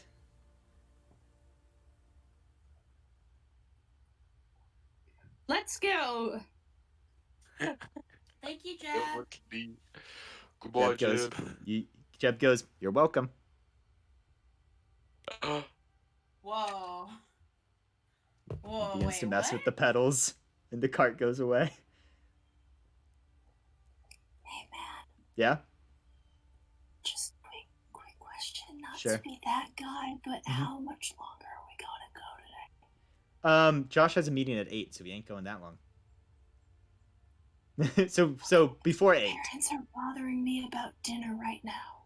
Oh, okay. Don't worry, it won't go much longer. Do we know where? Like, so we're just going. Should I go get food or wait? You can go ahead and grab food quickly, yeah. That might be a good idea, because I imagine we'll end around like 7:45. Around 7:45. Sorry, I cut out. Sure. Yeah. Give Josh time to prepare for the meeting and all that, as opposed to Party last time. time. Yeah. As you, yeah, go ahead and grab. You can go ahead and grab dinner. As you all make your way out of the cave, you find yourself an open area again with much less steep hills. You imagine you just made your way back through the hills, but underground. But just take a really side route that was slower but far safer. Fair enough. Yeah. And as you come out, Loop goes, "Oh yeah, I know where we are. I didn't know this little cave was here," because it is a relatively small exit. Loop goes, "That guy is strange, isn't he? Yeah. But he was very nice. Apparently, if he even talks too much about the person who cursed him, he apparently risks dying. So, That's wild. yeah, apparently. That's apparently part of the curse. What happens if he talks about them? If he talks about him too much, apparently he dies. Oh, That's what Okay. he thinks, at least. That's not good. it would not be good. Well, Wait. Let's go. Onwards, Let's Master do it. Luke. he Yeah, goes, let's. "So, I know you guys were saying you're woefully unprepared, but basically, you've got a big bad bear with armor named Borak. And he's got, like, his goons that consist of, like, some wolves, some foxes, some, like, vultures. Variety of critters, you know? Okay, and is the theory here that like,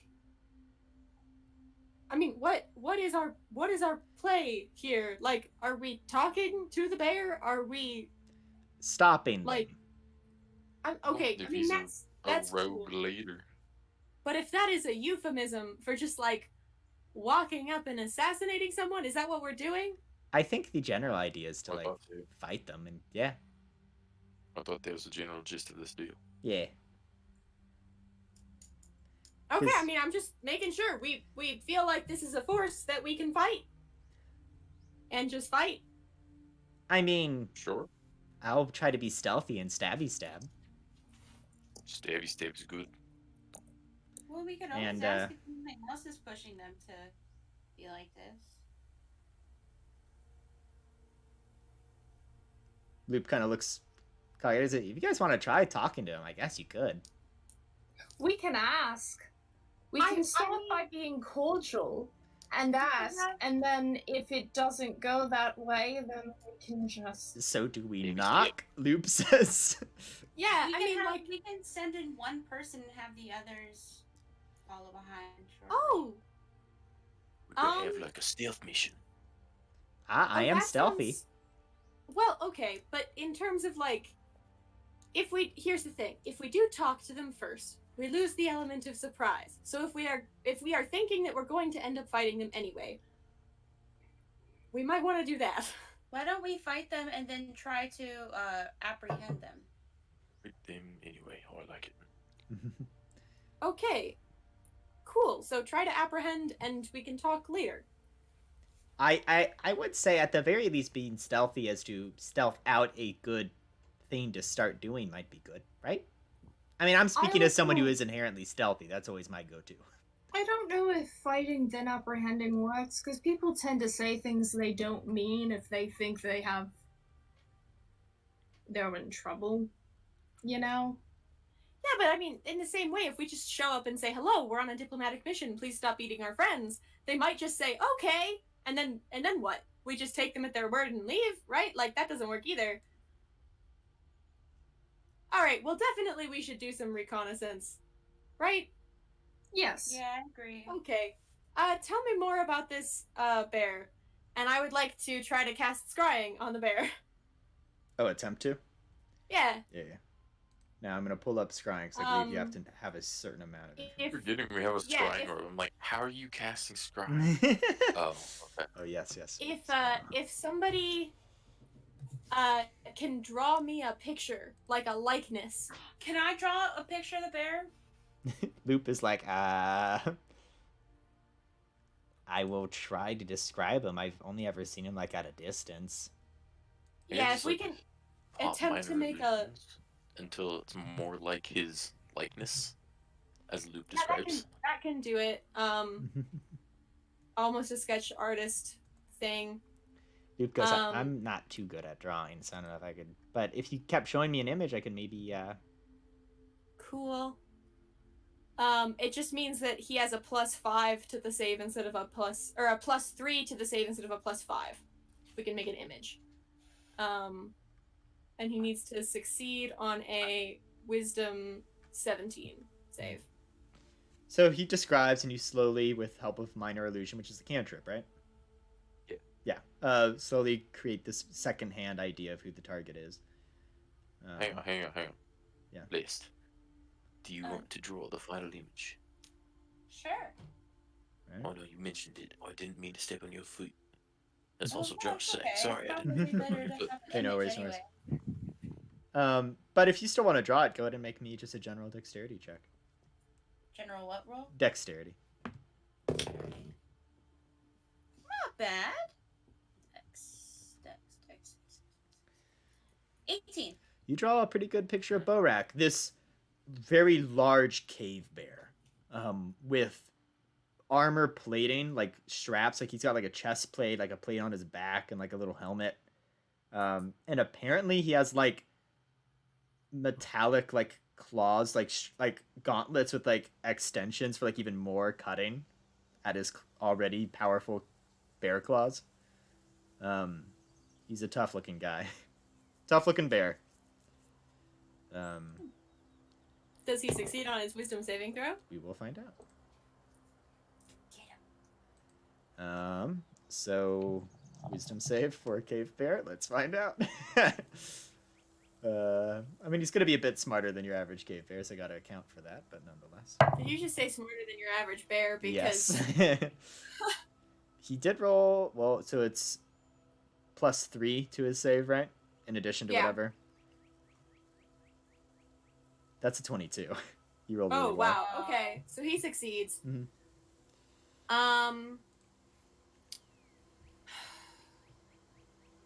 So as you attempt to use the scrying stone, the So- spell falls flat. I can also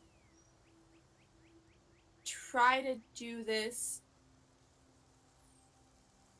on a location.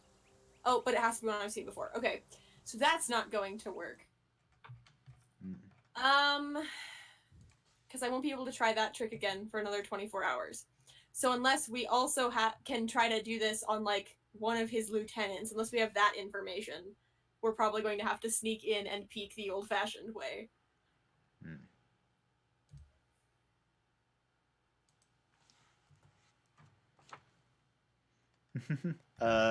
Loop just kind of goes, I mean, that sounds good to me.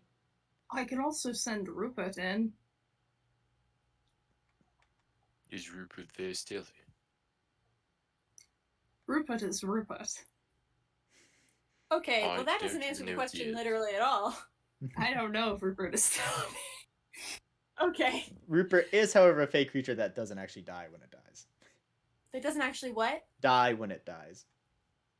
Yes. Just kind of does. Yeah, just kind of. Okay, well... It's expendable is what I'm saying. I mean, more than, like, sending Loop in, yeah, right? exactly, Like, yeah. Okay, I mean, yeah, let's try it. Let's get to closer and then try to send... You guys get close enough to where Loop goes, any further and we'll be in line of sight of any guards of the cave.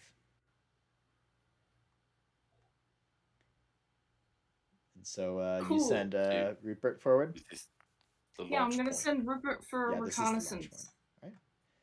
You send Rupert forward. I'm looking Go through ahead and his make eyes. a I'm gonna have him fly over. Make a stealth check for me. Cool. Let me check his. Make Okay. a check. 18. Okay, not bad at all. As he flies over, you notice there's two eagles perched on rocks outside the cave there, keeping watch.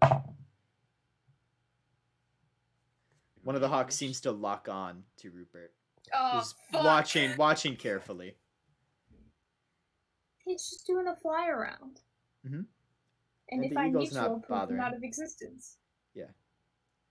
The eagles just noticed him, that's it. You could attempt to see fly them? out of... you do not see the eagles from where you are. You're at a launching point. You are not in line of sight of the eagles. That's the big thing. Okay. Yeah. If you'd like, you could have Rupert go out of their line of sight and then try again. How Just much that further would I have to go to just get like a tiny peek? inside the cave? Yeah, Not a whole lot. I'll do that. And if they go for Rupert, Rupert can disappear. True. As you continue to... let's see what this will do. As you continue to kind of creep around, make a perception check for me. Using Rupert's perception? Yes, using Rupert's perception. Good, because it's the same as mine. 19. 19.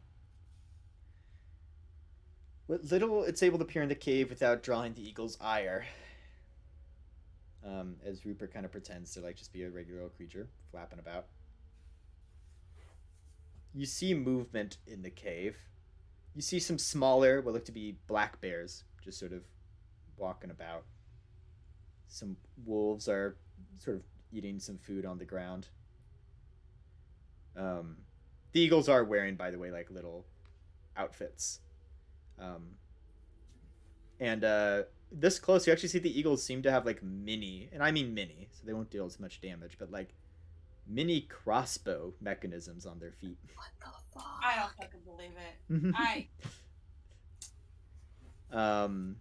But they're small, like they wouldn't hurt you guys like nearly as much. How as would that work though? You're bringing me out of my suspended gravity, man. It just appears they somehow or other managed to get reality. weird looking mechanisms on them. And as you look inside, you notice the occasional like you do notice one of the bears is like slumped over, and you see what appear to be birds and maybe insects, too small to tell, are doing the fine tuning of trying to get some armor on this bear. like the fine-tuned work. Does he hear anything? Rupert, yeah, you hear talking. There's like the wolves are going like, "This was a good meal," and they're like, "Yeah, yeah." And then one of the black bears goes, "Aren't there supposed to be some people coming? I'm getting impatient." And They know we're coming? that seems to be what Rupert hears. And then one of the others goes, "Shh, be quiet. They'll come here soon," like a wolf or something. And you hear a big booming voice go, "You got everyone be quiet. We aren't gonna talk about us knowing they're coming." And then one of the eagles nearby goes, "But aren't you saying that, boss?" And then, "Or aren't you saying that, Borak?" And Borak goes, "Well, I mean, I guess I am. Don't make me get angry." And you hear some flapping as if a bird's like, "I'm outie." They're flying to a different part of the cave as this bear threatens to get angry. And then you hear the bear go, "It would be a matter of time. Wouldn't be surprised if they're watching us right now." Okay, so Rupert's out. He's gone. Yeah. Can we run So you through just saw again? faint movement in there and voices. Cool. I'm gonna real quick do a the cantrip I can do where I can do a little thought strand Sure. thing, and I'm just gonna hold it out for everybody so they can. I'm doing encode thoughts. Mhm. I put the goop in my hand.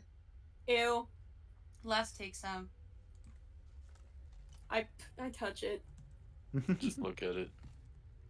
I wipe it across Scale's Ew. forehead. Simba. Simba. Yeah.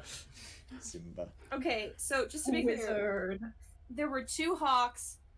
We know there were 2 wolves, and we know there were 2 bears. And Why then there did were they like, know we were coming?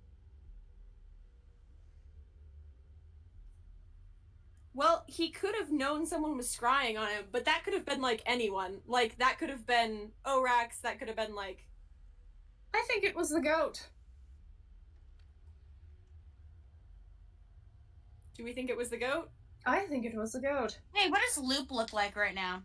I'm gonna fight Matt if it's. The possum's just sort of like chilling. He's Can't like, you do it to me? I don't know.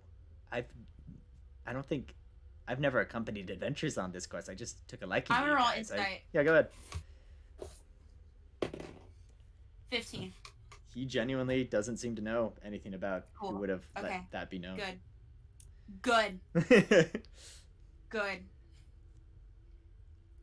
I mean, it could have been anyone in Mole Town or in Hive, as well as the original settlement we were in. Yes, but think about it. Why isn't the goat dead? Well, if, He's maybe all if, over the he's, phone, if he's supplying the food, Also, they seem to be doing something with armor. Didn't that goat say he was an artificer? oh.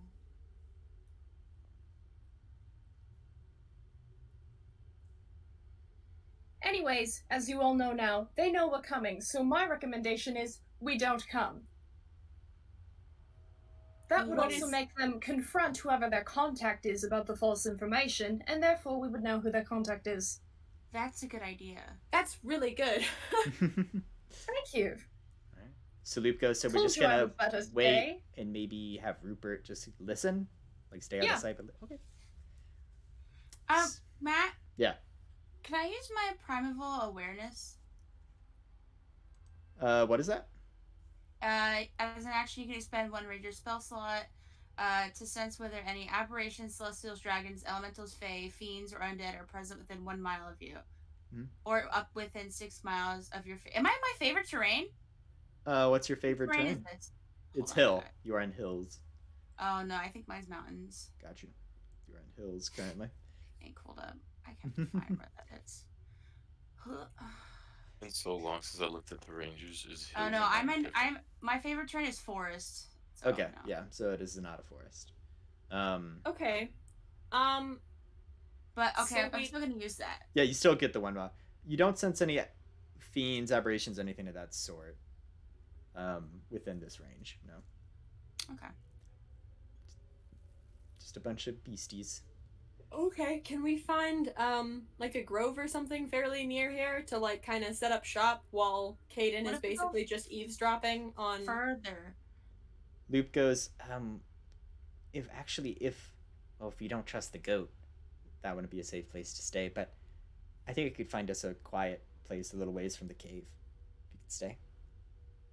Yeah, we don't want to get. I think we're as close as we can get without the hawks seeing us. Pretty much, Yeah. right? Without having to make a stealth check, you are as close as you can be. What if we found a place further than the cave that we exited from? Yeah, that I could lead you guys to that, says Loop. Sure. Okay. And he kind of quietly goes like, ooh, this is sort of scary and a bit concerning. They knew we were coming. Oopie. And so he leads you away. So I'm going to have him do a survival check to see if he can find a good place. He rolled a nat 20. So Loop Good leads for the way, Loop! and he finds the little brush, like little place you guys could hide in that if you were walking from outside of it, you would not notice anyone there. Yay! He goes, this will be a good place, I think, for you guys to set up shop. Okay. I mean, now we're kind of. It's a proper stakeout, y'all. So Yep. go ahead and make another stealth check for Rupert as he just stays nearby to listen.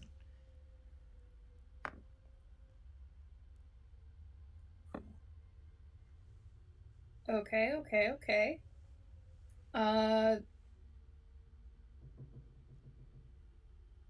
17. All right. I'm just going to see if the eagles notice. Because before they didn't take too much mind because there's a small creature. They rolled really bad this time, so they do not notice Rupert's presence. Ooh. As you listen, there's just more chit-chat. You hear a good amount of voices in there. And as night comes, you hear sort of a weird, like, whooshing sound. And then you hear, "Oh, boss, they haven't come yet." And then your voice go, "They haven't come yet." And the other voice goes, "No, they haven't." He goes, "They're probably just sneaky outside. Well, we gotta get them. One of them's got Do a I- fancy gem on their hand." Do I recognize this voice? Because Tegan does. It is sounding more and more like a squirrel you know, in Yep. a place known as Critterton. Oh no! Oh my gosh, is this Orax? This is Otrax. Yeah, Otrax. Otrax. What the Oh, heck? I Also, know. what, he flew?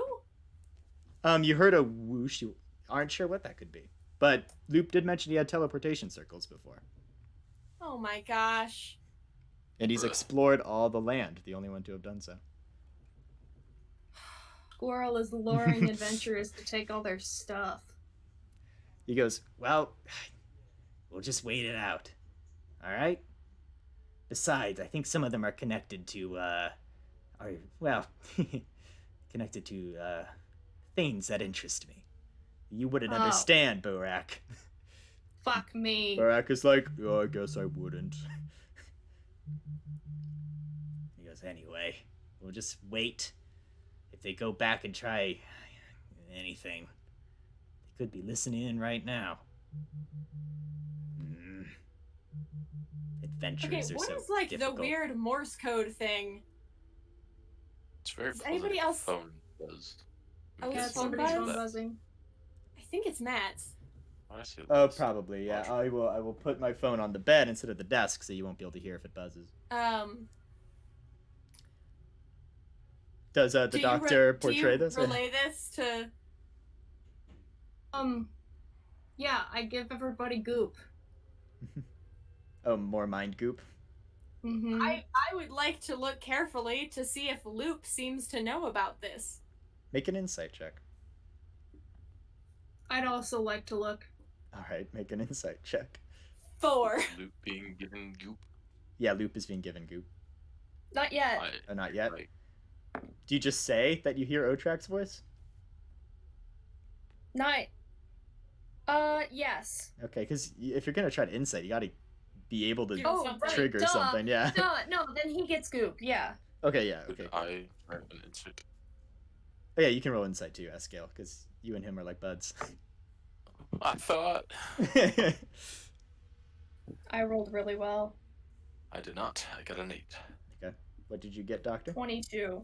22. What did you get, Summer?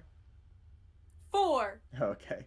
With the 22, he seems just as surprised and a little hurt. He's like, but that doesn't make sense. I mean, why would he be part of a group that keeps attacking Critterton? I suspect his appetite for knowledge has outweighed his morals. Happens with many lizards. And power. I mean, wasn't I just mentioning it seems weird that, like, I mean, someone has regulated this place in terms of confined them, but hasn't done anything to help with anything, hasn't seemed to care at all. This has to be frustrating for someone with as much power as Otrax has to have no power. Mm-hmm. And as Summer says that, and the camera pans out to flash back to moments where Otrax is like, oh, I don't have as good spells as you, or, oh, we'll share spells after you complete your mission, and Yeah. moments like that. And him saying, oh, I'm just, I'm a cute squirrel guy. And him having explored all the land, him actually rolling a nat 20 when he looked at Doctor, but just pretended not to notice anything. Ouch. And pretending not to know anything. That is where we will end this session. Okay. With the reveal of Otrax as the villain of this arc. Cool. I gotta go get food. I love you all. Bye. Bye. Bye. Bye. Yeah, I will stop the actually- recording.